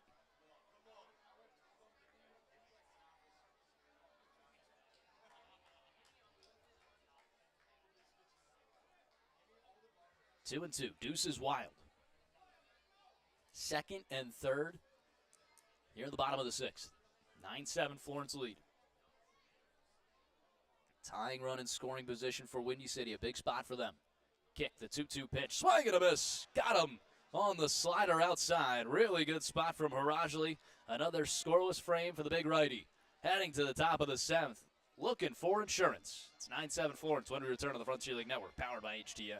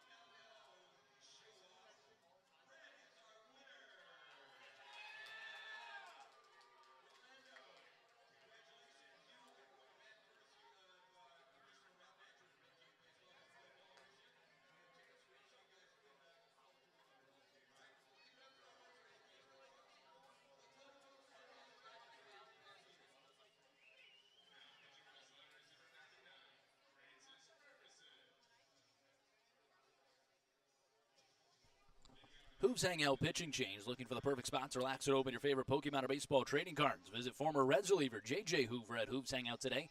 405 Washington Street, Suite D in Alexandria. 9-7 Florence leads. Zade Richardson will lead things off. It's finally time for the lefty, Francis Ferguson, who comes up with no lefties in sight. It'll be 5 straight without a lefty. He has been warming up for quite some time. It's been a lot of pitches in the bullpen. They got him hot, sat him down, and he had to heat up again. Maybe Florence could take advantage of that. Here's the 1-0-2. Richardson misses inside. Florence has let their foot off the gas. Have not scored since the second when they were up 9-1 and are clinging to a 2-run lead. 9-7 here in the 7th. Richardson 1 for 3 today with a home run. 2-0-2 misses inside, and this is what I mean. Getting cold, or getting hot, then getting cold, and having to get hot again does not work, especially for the amount of time that Ferguson has been warming up. It's certainly a spot where Florence can take advantage if they're patient. 3-0.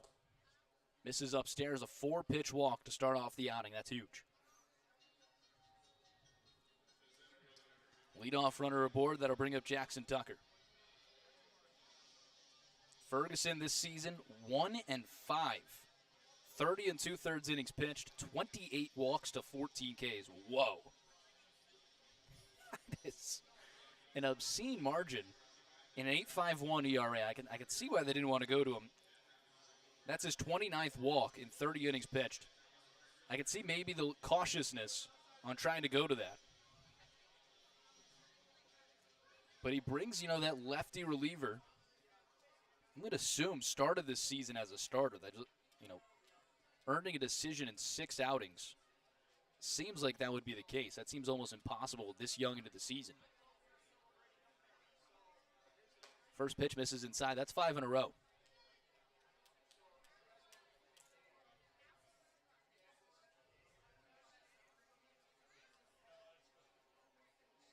A 2.087 whip. Averaging 8 walks per 9 innings. First strike in there. 1-1 the count on the off speed.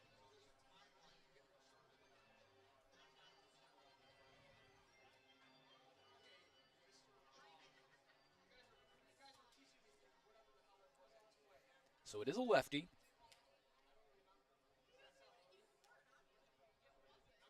One. This is upstairs. Let's take a look at the lefty numbers. Ferguson against lefties, 10.38 ERA. They are hitting 289 against them. Righties, at 10.06, they're hitting 324 against them. 2-1. Misses downstairs, 3-1. In terms of walks, 17 walks to righties, 9 walks to lefties. Now let's look at the other side of that conversation. Florence hitting against lefties. Some good, some bad, I can tell you that.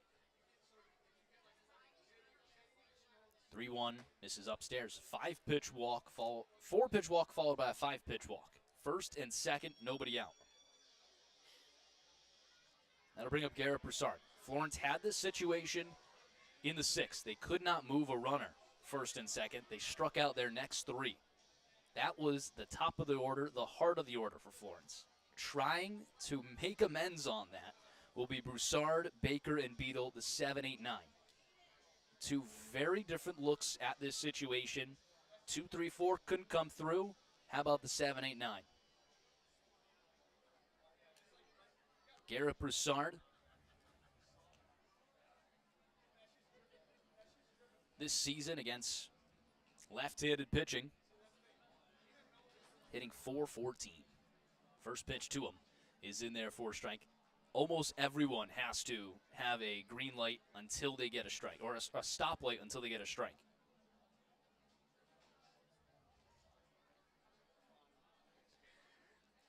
It is lightning out in left field. Pretty far away. 0-1. Ground ball over towards the third baseman. Only throw on to first. Broussard does a job. Moves them second and third in scoring position. That's a 5-3 put away to bring up Baker. Nothing special. High hopper over towards third. No throw anywhere else. Broussard does the job. If this is any indication of anything as well, Marcus Brodell has taken over as the first base coach for Florence, maybe getting Schoenfeld ready for a possible pinch run situation. And I do see him in the dugout. He's grabbed a helmet. I don't know who that would be for. Maybe Beetle? Could have been Richardson. But, with the seventh inning, he was at first. Now he's at third. You're not going to do that move. Infield in for Windy City. 1-0 count to Baker, misses upstairs. 2-0. Again, red light until you get a strike. The Y'alls looking for some needed insurance.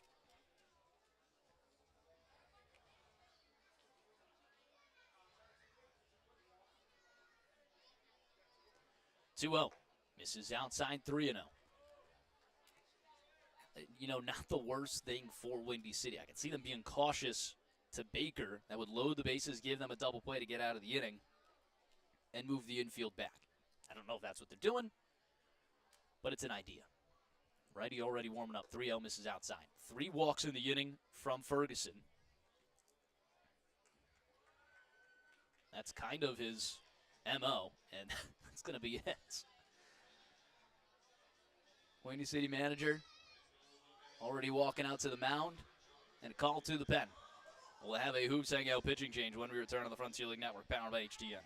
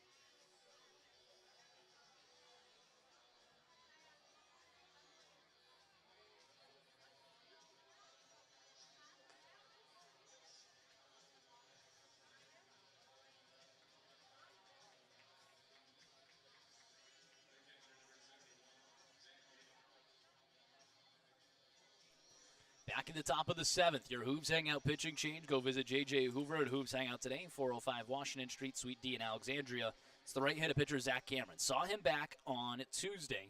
2 1/3 inning, shutout baseball, 3 hits, 1 walk, and 4 Ks against the Y'alls. Zach Beadle was in that lineup, so he should have seen Cameron. First pitch, missing outside. 3 walks in the inning, have loaded the bases with 1 away. Beadle today, 3 for 3.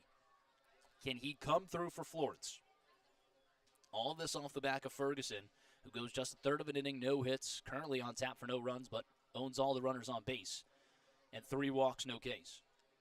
2-0 the count. That one misses upstairs. Stephen Gregg has entered the chat. Again, the Y'alls are a thrill a minute. Go Florence. Looking for some insurance action. Hoping the Y'alls will be patient. From the stretch, the 2-0 misses outside, 3-0. I'm sure the bat will be glued to the shoulder here of Beadle on a 3-0 count.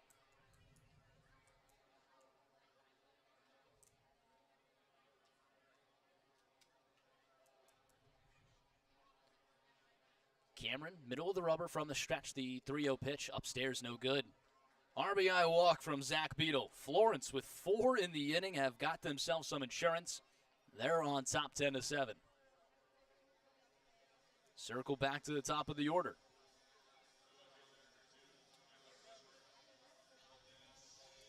Brings up Milo Rushford. Rushford today, 1 for 2 with a triple, 2 runs scored, and 2 walks.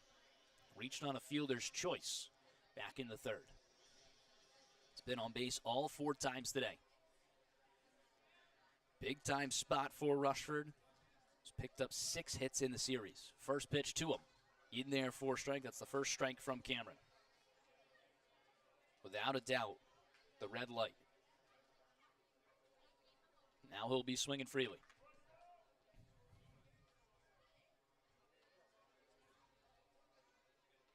0-1. Swing and a miss. He's down 0-2. It seems like a common occurrence for Florence of late where they've gotten to these situations, have been helped out by the other team, but haven't come through for themselves. What I mean by that, wild pitches with runners in scoring position. RBI walks with runners in scoring position. They have not had that hit late in the game in a little while. 0-2 to Rushford. It's going to continue here. Swing and a miss. Down on 3 pitches.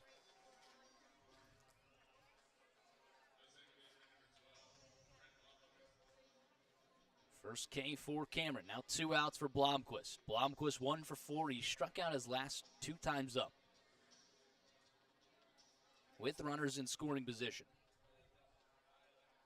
It's the guy Florence needs. Right here, right now. Fastball misses out.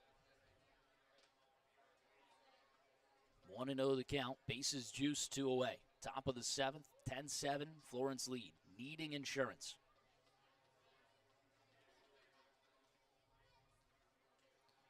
From the stretch, the 1-0 swing and a miss. Big time cut on the off speed. Looking for his 10th homer.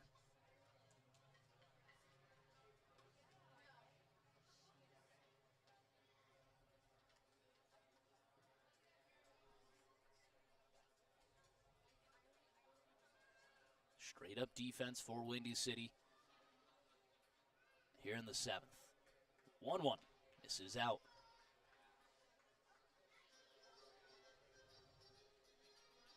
Eating on the mound here before that 4th pitch. Got to look at Blomquist and the Kentucky Reds.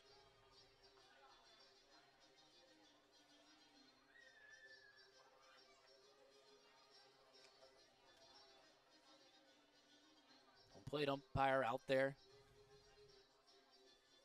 Making sure they're just going over signs. Nathan Darden warming up for Florence. Should be his number called upon in the bottom of the 7th. Only threw an inning back on Tuesday. Should have 1 or more here in the tank. 2-1. Ground ball over towards the shortstop. Easy toss on to 2, and Florence leaves the bases loaded. They don't do a job, but Windy City does give 1 to them. An RBI walk brings home 1. It's a 10-7 Y'all's lead when we return to the Frontier League Network, powered by HTN.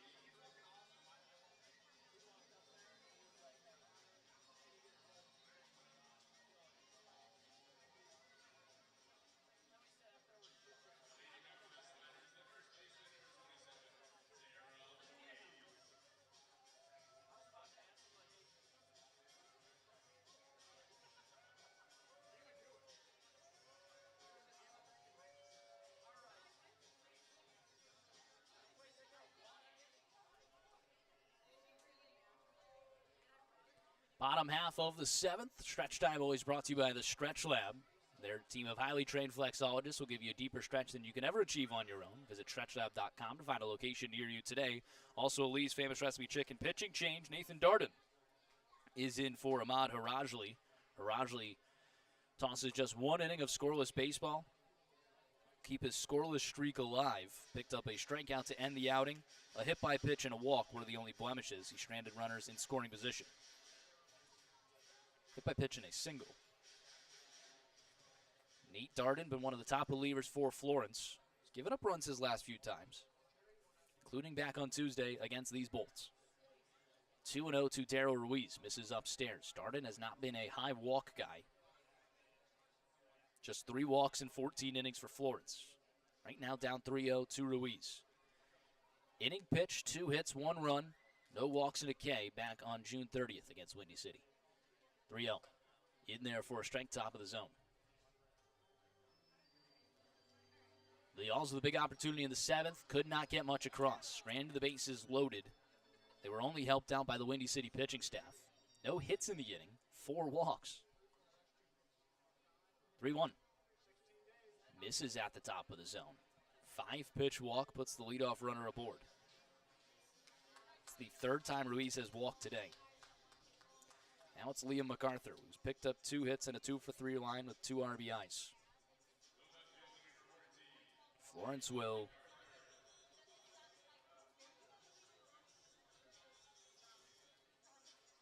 it's not warming anyone up. That's Will Karsten, who has not been activated off the IL yet.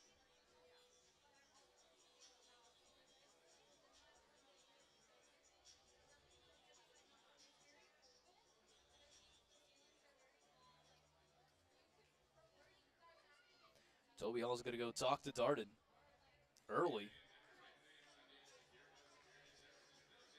Darden was helped out majorly by a great play in the outfield from Jackson Tucker. A diving play and also some poor base running by Windy City, where the runner on second was already at third on a diving play. They doubled him up to end the inning. So Darden was helped out by some really good defense. They were hitting him a little bit before that.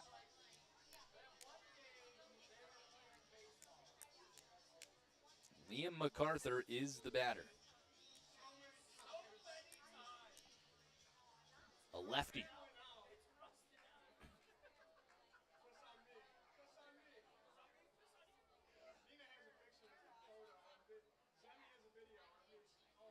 First pitch. In there for a strike at the bottom of the zone. 92 miles per hour there. Bottom of the 7th, a 10-7 lead for the Alls. 0-1. Check swing all the way around. 0-2, a good pitch there from Darden.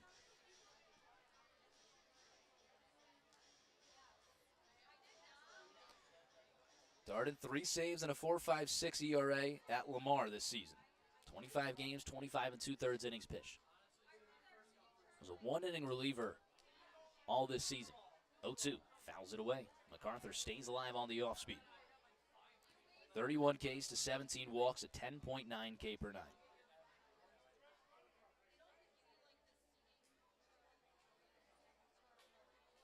Started college at Oklahoma Wesleyan, NAIA in 2022. Transferred to Murray State JUCO for 23 and 24. Then to Texas A&M Corpus Christi. And over to Lamar for 2026. 0-2. Misses outside, just a hair upstairs at 89.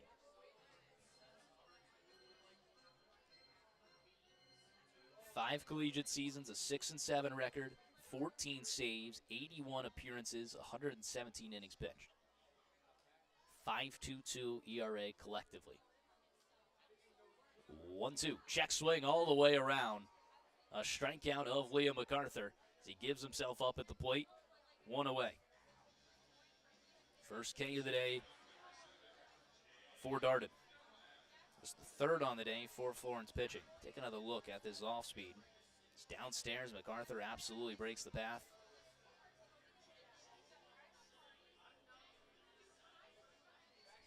That'll bring up James Dunlap. 2 hits today as well. An RBI single in the 3rd. First pitch to him. Ooh, good block from Beetle. Fastball outside.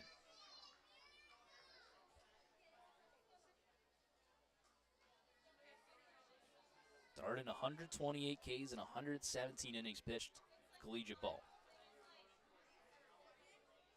1-0. Ground ball over towards the shortstop Baker. Should be 2. Toss to second 1. The relay on to first is in time. Bang, bang play. 6-4-3. The old twin killing. Inning-ending double play. To the top of the 8th we go. Florence with a 10-7 lead when we return on the Frontier League Network, powered by HDN.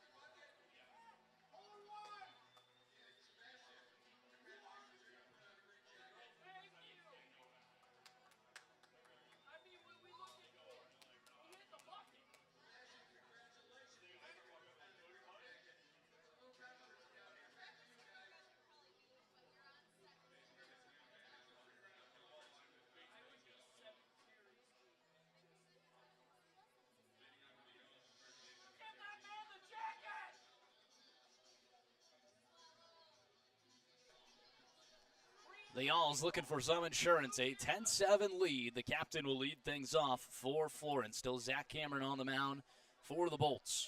A big-time double play to end the 7th for Nate Darden. Nobody warming up for the Y'alls. It looks like he'll stay on for the 8th. That one's in there for a strike to Zeisler. Zeisler today is 1 for 3 with a walk, 2 runs scored, and a 2-run double back in the 2nd. Trying to get things started here in the 8th. The 0-1 flails it down the right field line into the Y'alls bullpen. Don't think anyone got hit. Some good as they wave their hands up. What are you doing, Hank? You aiming for us? 0-2 the count. Straight up defense for Windy City. 0-2. This is upstairs. The Y'alls beaten out, hit 10-9. Carry a 3-run lead. The rubber match here on Thursday night. We got an exciting one late in this ball game. 6 outs to go on the other side of the ball.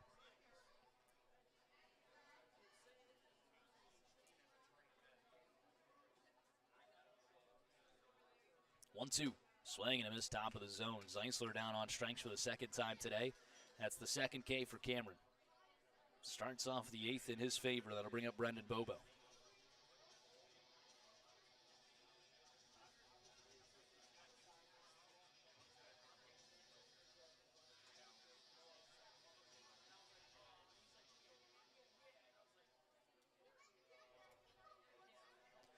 Bobo today 1 for 3. Struck out the last 2 times, a 2-run homer back in the 2nd.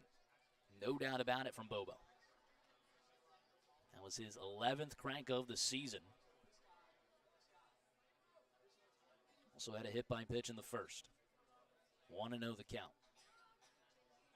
Swing and a miss on the outer half. They dance around Bobo. He'd be in his favor to not swing at these off speeds. They've been dancing around him all series. The last at bat, it was all sliders, pretty much all of them outside the zone. That one's in there for a strike, swing and a miss. 1-2. It's been a heavy dose of off speeds to Bobo. Has not been able to figure them out yet. Unsure what the 2-run homer was on. I did not take a look at that. If it was on a fastball or an off speed.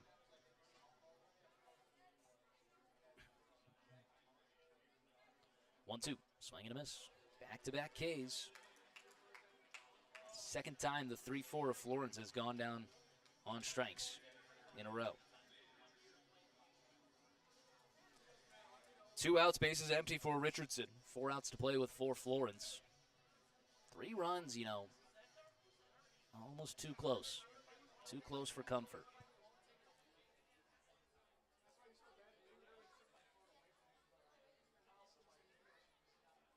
Not to mention, you're also using your high leverage guys in the ball game today. Probably not going to be ready following a 12-hour trip to Mississippi tomorrow. I don't know if anyone will be ready. 1-0. This is tough call there. 1-1.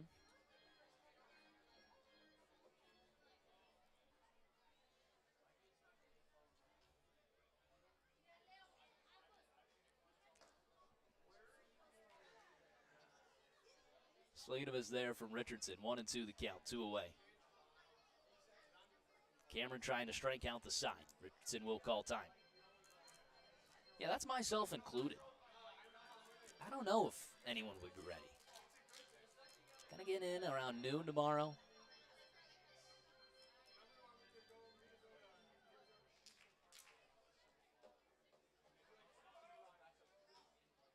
The 1-2. This is downstairs. Florence is 2-5 when they have to travel. Start off a series. How about doing it without sleeping in a bed? They won their last game. They won the opening game here at Windy City, traveling off a bus. Wasn't 12 hours. 2-2. Fouls it away. I'll be extremely interested to see. And I hope Mississippi has some energy drinks ready for them.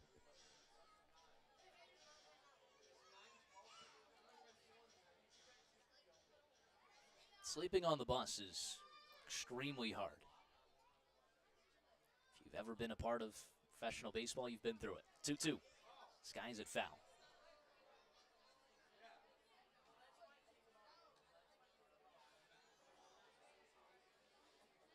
You'll find a position that's comfortable, and you hope you fall asleep within 5 minutes, because the position probably won't be comfortable after 5 minutes.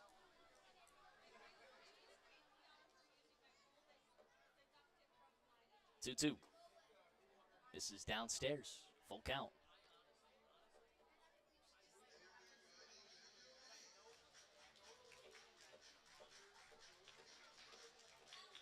Face of the Florence Y'alls trying to start off a 2-out rally. Cameron trying to strike out the side. Here's the payoff pitch. Swing and a miss. He does it and shows some energy. Trying to get his team some momentum. Going to the bottom of the 8th. It's 10-7 Florence when we return on the Frontier League Network, powered by HDN.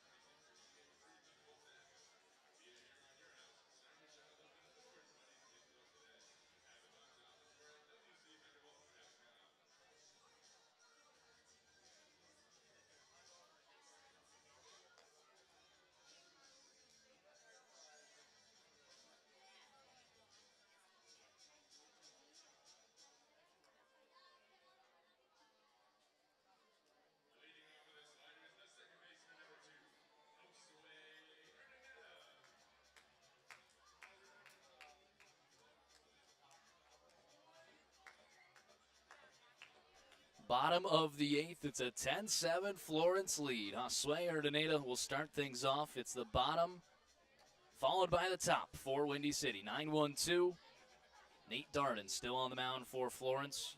Unconventional 1-2-3, his last inning of work.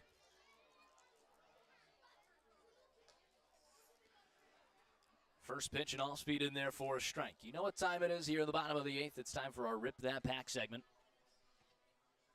0-1 the count. Still staying with the 2026 Donruss. 0-1. Fastball upstairs, no good. Haven't got anything yet, so still could be some good cards here. A lot of inserts, a lot of color. Nothing big so far. The 1-1 ground ball right side on the back end is Zeisler covering first. Darden throw is in time. 3-1 put away. A nice first out. PFP there from Darden. He is a very good fielding pitcher. We've seen him work some magic up the middle, but also, knowing when to cover first. That one was a little too far for Zeisler to recover. Brings up the top of the order, Sandel. 1 for 2 with a home run, a walk, and a hit by pitch.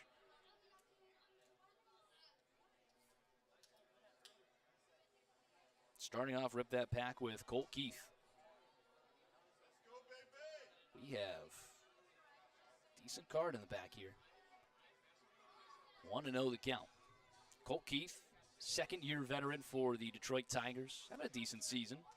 Tigers starting to figure things out with the return of Tarek Skubal. They get the legend Dave Winfield, San Diego Padres. 1-0 in there for a strike. Beautiful fastball on the inside half to Sandel.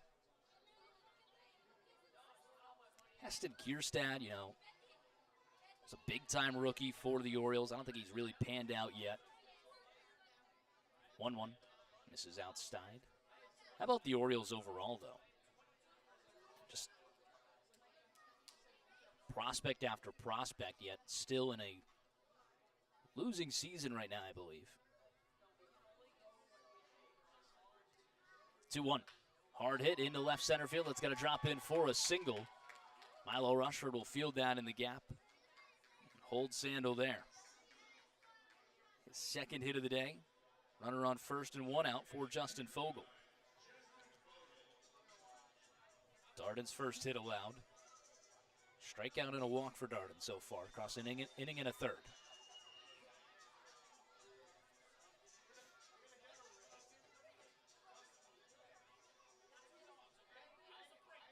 Fogel, the lefty, 1 for 4. Nobody warming up for Florence. So it's Darden's inning right now. First pitch in there. Next up, we got Kazuma Okamoto, rated rookie there for the Toronto Blue Jays. We got a nice insert, Ken Griffey Sr. on the red and blue. Not numbered or anything, but in the Cincinnati uniform. Folks back home should like that one. Pickoff attempt, nothing going.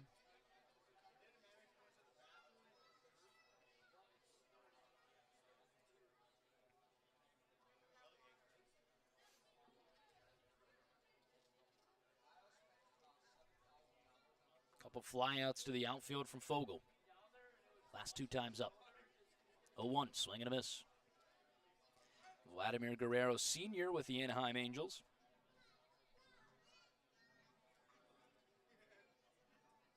And we get another veteran in Chipper Jones with the Braves, one of the best third basemen.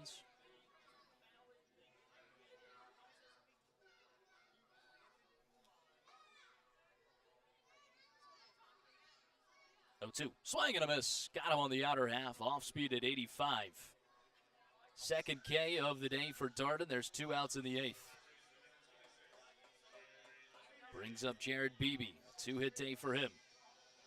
Got Paul Skeens, Miguel Cabrera. Let's get into some of these inserts. Got Don Mattingly on the optic refractor. Pickoff attempt, nothing going. Then we got James Wood on the black optic shimmer. That is a very cool card. However, not numbered. Very cool, but not numbered. Foul tip into the glove of Zach Beadle, or in and out of the glove of Zach Beadle. Wish I could show you this guy's one. You would think that was numbered. Here's the cool card here. Clear. That has to be some sort of short print. Angel Ganao, rated prospect on the Donruss Clearly. It's a fully clear card. A very cool insert. Got to be some sort of short print there. Never seen that. Taking a look at Zach Beadle was the trainer Patrick McCormick. And then Trey Savage on the Diamond Marvels. Again, not numbered. It's still a good-looking card. And we'll end with two prospects, Cam Caminiti of the Braves and Enrique Bradfield Jr. of the Orioles. Again, a bunch of very colorful, very cool inserts, but nothing numbered. I'll have to take a look at those, that clear card for sure. 0-1, misses outside.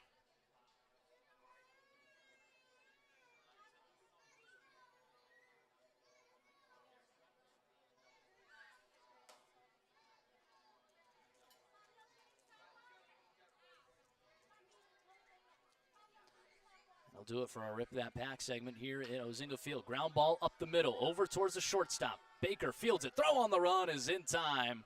Good defense all the way around from Florence. Gets them with a scoreless eighth. 10-7. We head to the top of the ninth, looking for some insurance when we return on the Frontier League Network, powered by HDN.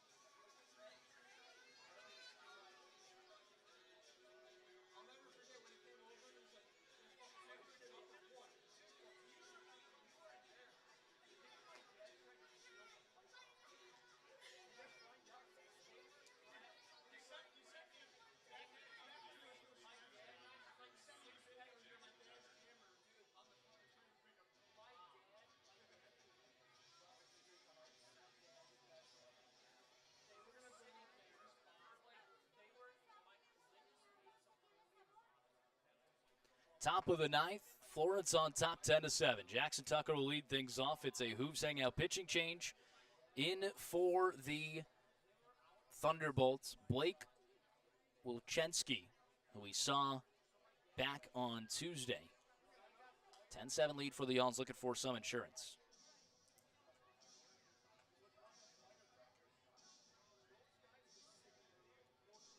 Very tall right-handed pitcher.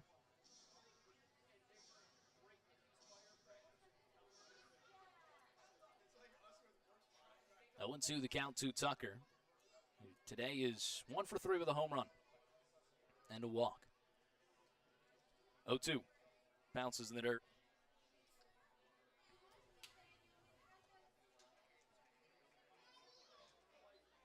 sweep putouts is right, Sergeant Bilko III. Now Florence just looking for some insurance. Aiden McAvoy, the closer, is going to warm up in the pen. 1-2. Tucker skies it out towards shallow right center field. The second baseman, Urdaneta, backpedaling all the way into a catch for out number 1. Florence has had some woes against the Windy City bullpen. Yesterday, Windy City, 4 1/3 shutout, lights out. Now, 2 pitchers with 2 innings and allowing just 1 hit shutout ball. It was just Francis Ferguson who walked 3, and Florence didn't get a hit against him. 4 walked in the inning to bring home a run.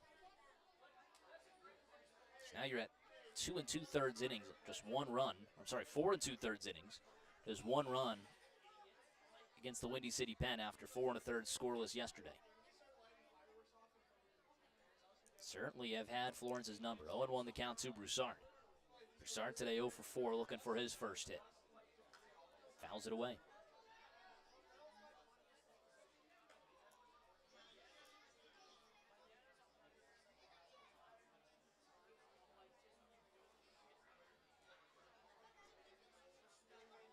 Oh, and 2 the count.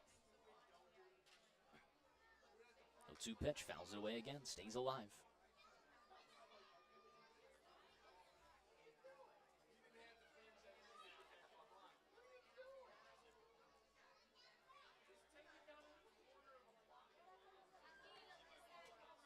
Whoa. Bug just flew in here. That one misses inside, 1-2.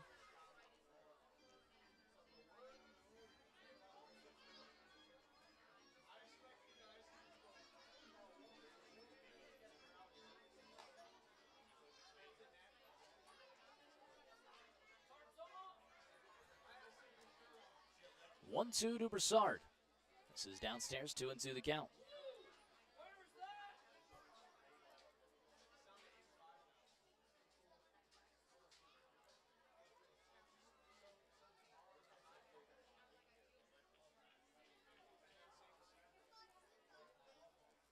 Two, ground ball down the third baseline and foul. We'll do it again.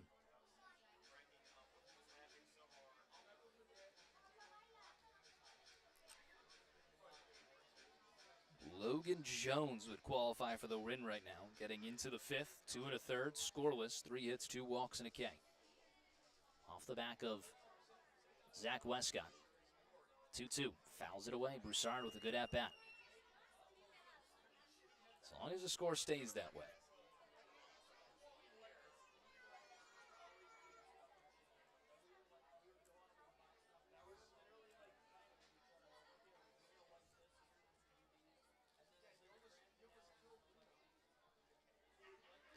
Two pitch, fouls it away again. Broussard staying alive with a good at-bat here against Lochenski.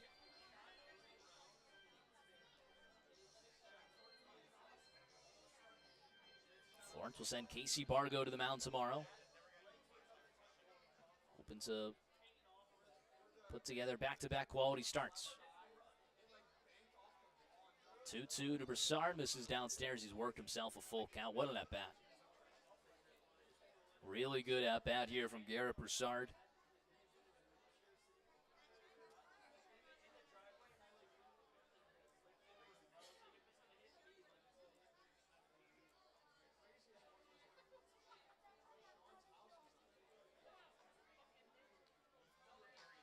Payoff pitch, fouls it away. Broussard will not quit here. Does not want to go down.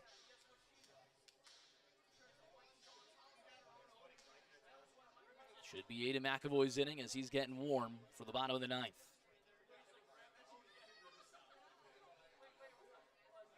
Payoff pitch again. Misses downstairs. Broussard wins the battle on a walk. His first time on base. Heck of an at-bat from the Y'all's third baseman.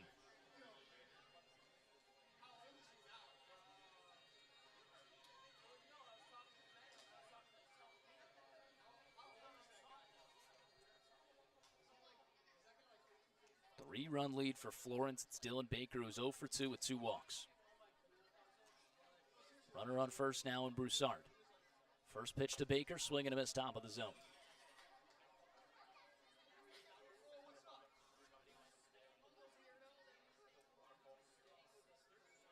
calls time. Heck of an outing from Nate Darden. 2 innings pitched, 1 hit, no runs, a walk, and 2 Ks.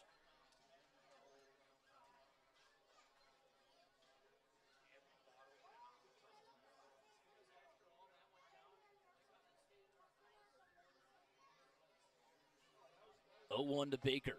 In there for a strike, 0-2.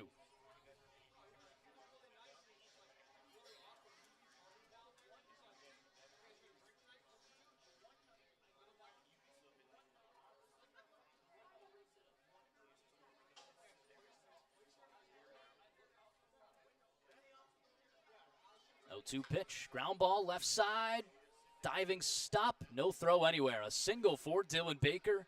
Runners first and second and 1 away. Good piece there from Baker. Able to get a piece of it. The slider outside.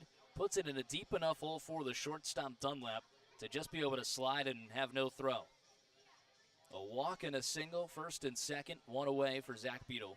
Picked up 3 hits and a walk. 3 for 3 line.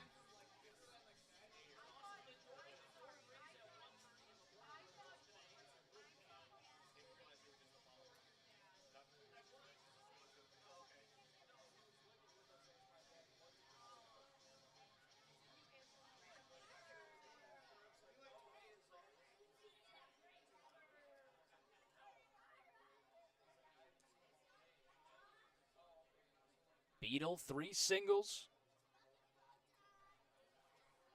Came home to score once. An RBI walk his last time up. 1-0 the count.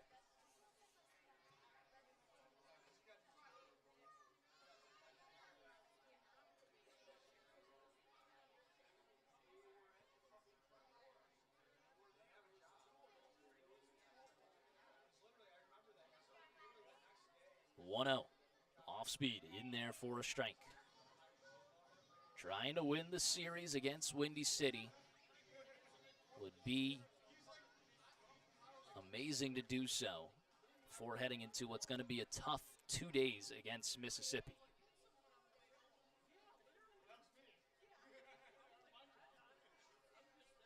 One, fouls it away.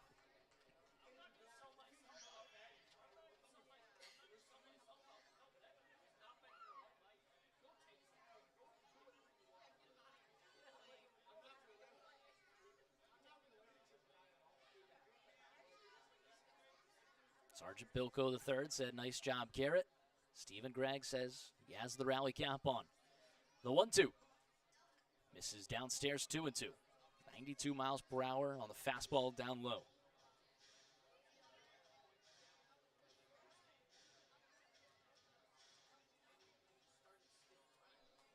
This is a very good late this date in baseball history that my dad just sent me. 2-2 pitch to Beadle. Fastball called, strike 3 on the outer half. He's down looking. First K of the day for Wilczynski. Let me give you this box score real quick. So July 2nd, 1963, Juan Marichal versus Warren Spahn. You'll never see a box score like this again.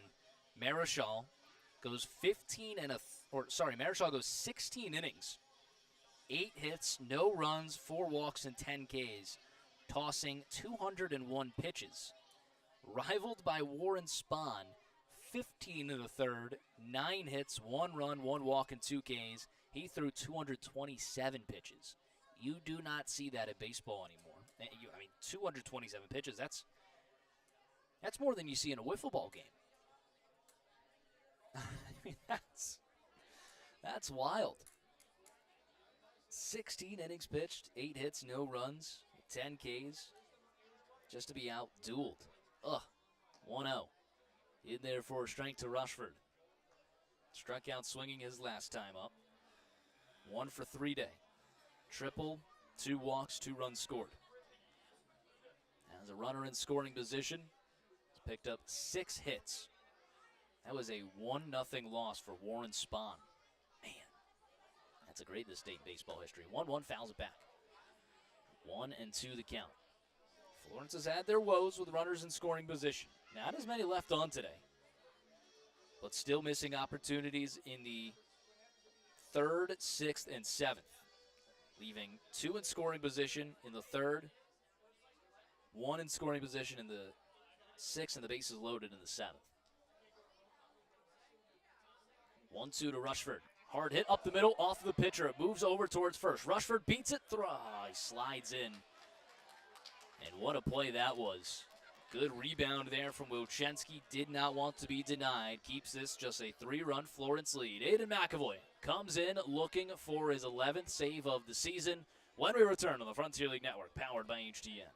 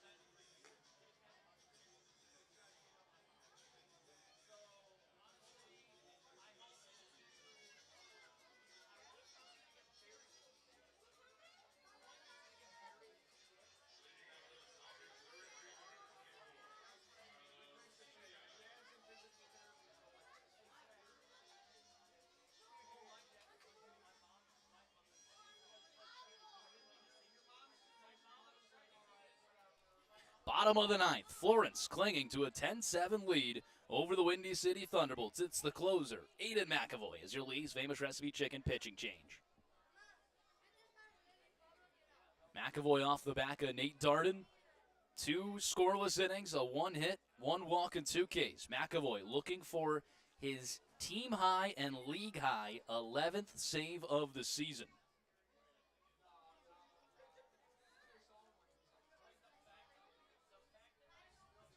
Oh, 1 off speed. Ooh, misses just a bit inside. McAvoy this year, 24 innings pitched, a 1-2 record. 10 saves, 27 Ks. 4.5 ERA. He's got 2 blown saves. 1-1, but has been mostly dominant for Florence, including a save back on Tuesday against these Bolts. He walked 1, then was lights out the rest of the way. It's Carlos Pena leading things off. Tough out. 1 for 3 today with a 3-run homer. Back-to-back games with a home run for Pena. 2-1. Fastball inside, no good. Backs him off the plate, 3-1 the count.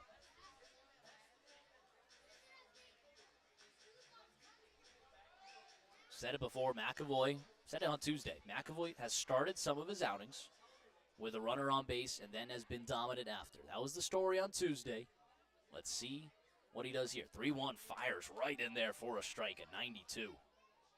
16 inches of horizontal break, wow. Lefty-lefty battle. McAvoy shakes off a side, now has it. Glove of the belt. Kick, the payoff pitch. Misses outside. Leadoff runner aboard.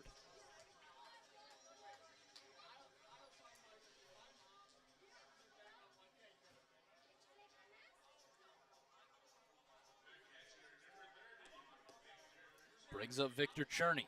1 for 4, a single and a run scored in the third. He struck out his last 2 times. Now this is a guy where Florence had righties against him on the K's. The slider was just missing the bat of Cherney. Probably not the case with the lefty on the mound. Totally different pitch shapes. That one's fouled away. It was a slider breaking low and away to Cherney that was his kryptonite in those last 2 at-bats. Could not throw it.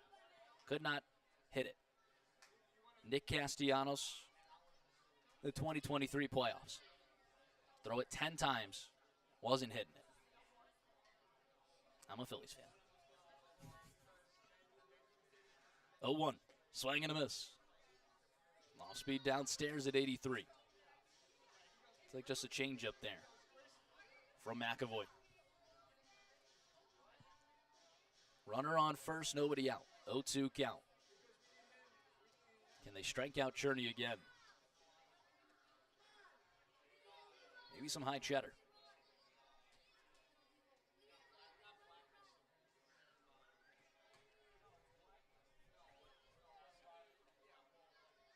McAvoy's 0-2 pitch. Ground ball, left side.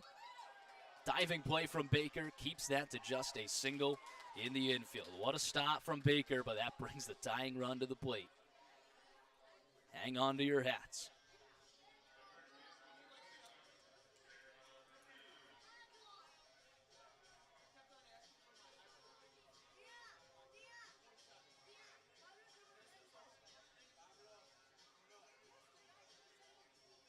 Twelve hits today for the Bolts. They're out hitting Florence 12-10. First and second, nobody out. Back against the wall here. It's Daryl Ruiz, 0 for 1 with 3 walks and a run scored. First pitch, swinging, fouls it away. Jammed on the inside. A tough out. This is murderer's row. Pena, Cherney, Ruiz. You had BB in front of it. This is these was their guys. There is no stopping this part. Very talented offense for Windy City. 0-1, check swing. Yes, he did. Blown call. Absolutely went around. Take another look. 1-1 the count. We're going to say he did not go. You see that break in the path. Tough call over there behind second. Ground ball right side. Zeisler will pick it up, toss to second for 1. That's all they'll get. Runners at the corners. They get one of the lead runners. Good play there from Zeisler. Keeps a run out of scoring position. At the corners, 1 away. Fielder's choice there, 3-6 on the put away. Ruiz now at first. And Liam MacArthur is the batter. MacArthur has come up clutch this season and in years past. He has certainly had his clutch moments. First pitch to him. In there for a strike at 92, bottom of the zone. Florence has the benefit of it being a lefty-lefty battle. MacArthur this season, no home runs, just 10 RBIs. Entering today, he does have a 2-run double, so 12 on the season, a 250 hitter. 0-1, in there, 91 hard of the plate.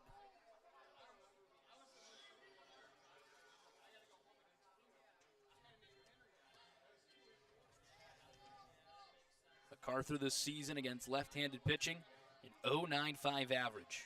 Just 2 hits and 21 at-bats. 0-2. Misses outside on the off-speed, 22-16. 1 away, runners at the corners, bottom of the 9th.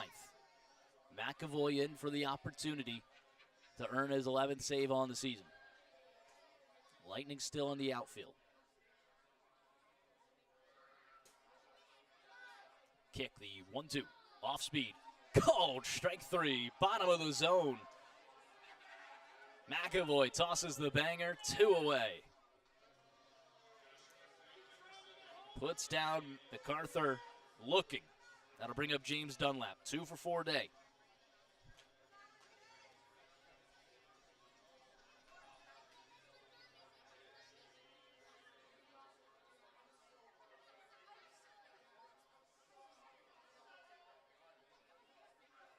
Lefty versus righty now.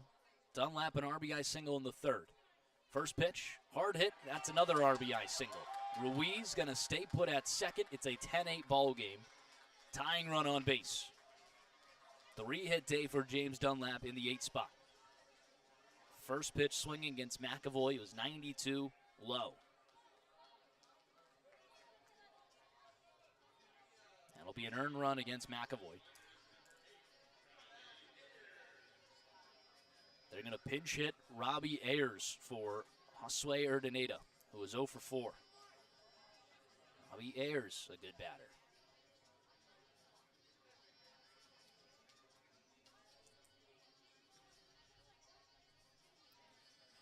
Over to the righty. He comes up in a big opportunity. First and second, 2 outs.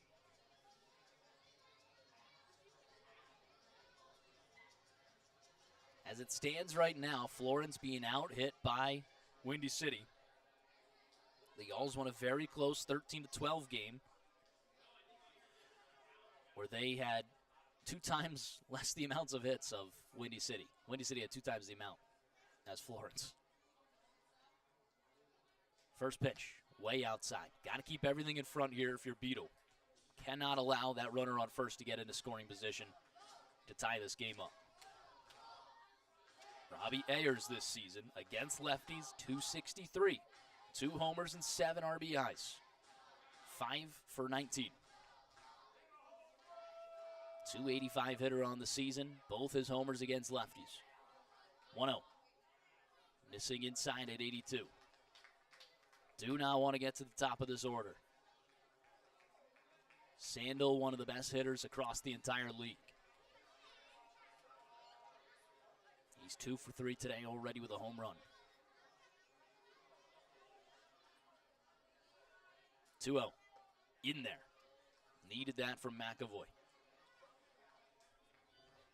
McAvoy, a Phillies fan. It's my favorite thing about him. And then he locks down baseball games. Most saves I've seen from any pitcher in my Florence career. We're in July. 2-1. Fouls it away. Just goes to show you the state of Florence's bullpen situation in the previous 2 years. No one had over 6 saves in my time. McAvoy with 10. Looking for his 11th.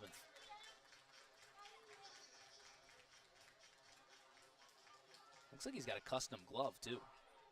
Sorry, custom belt. 2-2 pitch. Fouls it away. Windy City down to their final strike. 2 outs, 2-run ball game. Winning run at the plate. Tying run on first.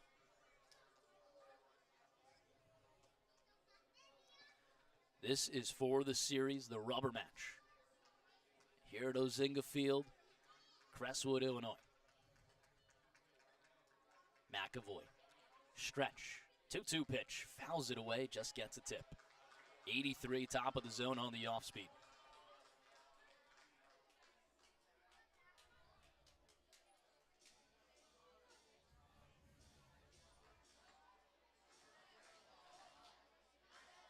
Ayers looks calm at the plate.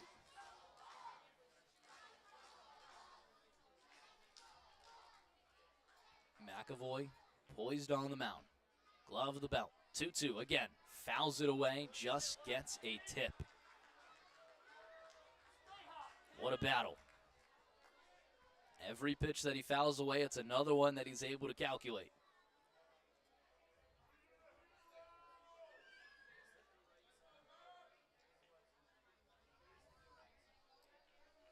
Ruiz on second. Dunlap on first. McAvoy's 2-2. Swing and a miss. Blows it by him with a high cheddar. Florence picks up a 10-8 win and the series over Windy City.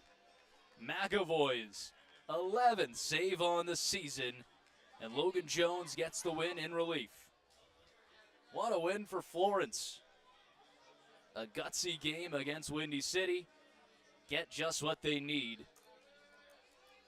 right before that long trip to Mississippi. Certainly going to taste a little better with a series win over the Bolts. The loss will go to Blake Nettleton. Again, the win, Logan Jones, and the save, Aiden McAvoy. What a game. Florence, all of their runs in the first 2 innings. 9 runs. They scored 1 the rest of the way. Didn't do it on their own. It was an RBI walk. 4 walks in the inning. Florence couldn't get the job done. They were helped out by the Windy City relief pitching. And that's saying something because aside from Francis Ferguson, it was 5 shutout innings from the bullpen for Windy City. Able to get to Nettleton in the first 2, 8 hits, 9 runs, 3 walks, and 4 Ks. The Yalls pieced together a good bullpen appearance of their own. Just the 1 run allowed by McAvoy was the only run allowed by the bullpen.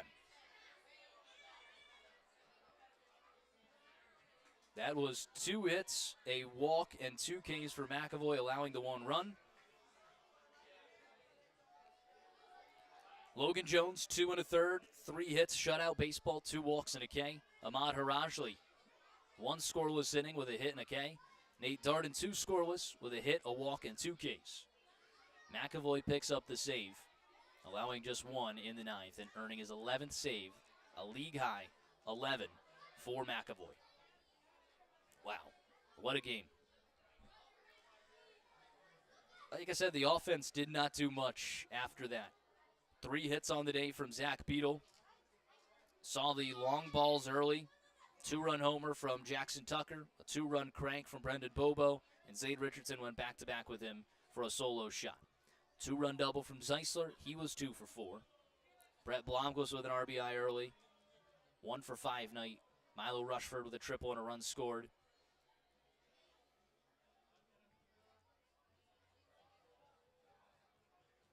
Wow, what a game. Florence moves to 25-21, 4 games over 500, and they got a tough road ahead of them still. It will be a tough series against Mississippi given the circumstances. Florence does not have the deck stacked against them. Florence has the deck stacked against them. It's going to be a 12-hour bus ride. You're going to get in at noon tomorrow. Florence will have to get as much sleep as they can on the bus, go to the hotel, immediately fall asleep, and get it, a couple hours before a 6:20 Central game in Mississippi. Not going to be easy. It's going to take a lot of focus from Florence and a very good outing from Casey Bargo to not use as much of the bullpen as possible. Florence needs 3 quality starts on this trip for it to be a good sight. Something from Casey Bargo tomorrow, and then in that doubleheader on Saturday, for whatever reason, a doubleheader on 4th of July, they'll need quality starts from Isaac Milburn and Yannick Villalobos, who should be activated from the IL for that start on Saturday. The bullpen obviously uses a couple talented pitchers today. They're late-inning guys in Darden and McAvoy the second time this series. Probably not going to see them tomorrow, maybe Saturday. Should be all hands on deck on Saturday. You won't have Hopewell. Hopewell's going to be going to a wedding.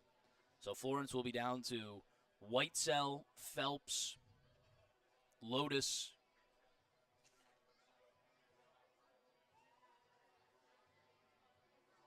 and that's it. Whitesell, Lotus, and Phelps. That didn't throw yesterday. Maybe you could throw Harajli again. He only threw the 1 inning.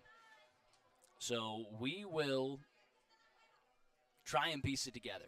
It will be interesting.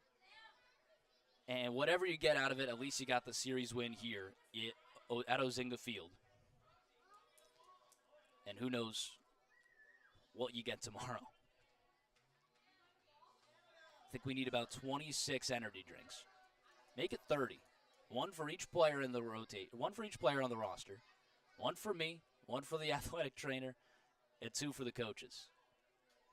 And someone could double up for that 30th. Give it to our bat boy. Everyone needs a boost tomorrow after the trip. An exciting one. 10-8 Florence win, moving to 25-21 on the season. 4 games over 500. Really good stuff. Appreciate you guys tuning in on the Florence Y'all's Radio Network as well as the Frontier League Network powered by HTN. Appreciate all your guys' communication on the radio side of things. And tuning in on a Thursday night here at Ozinga Field. Great day for some baseball and always a good day for a Florence win. 10-8 the final. That'll do it for us at Ozinga Field. As always, I've been Rory Tettemer saying so long, and y'all have a good night. We'll see you tomorrow in Pearl, Mississippi.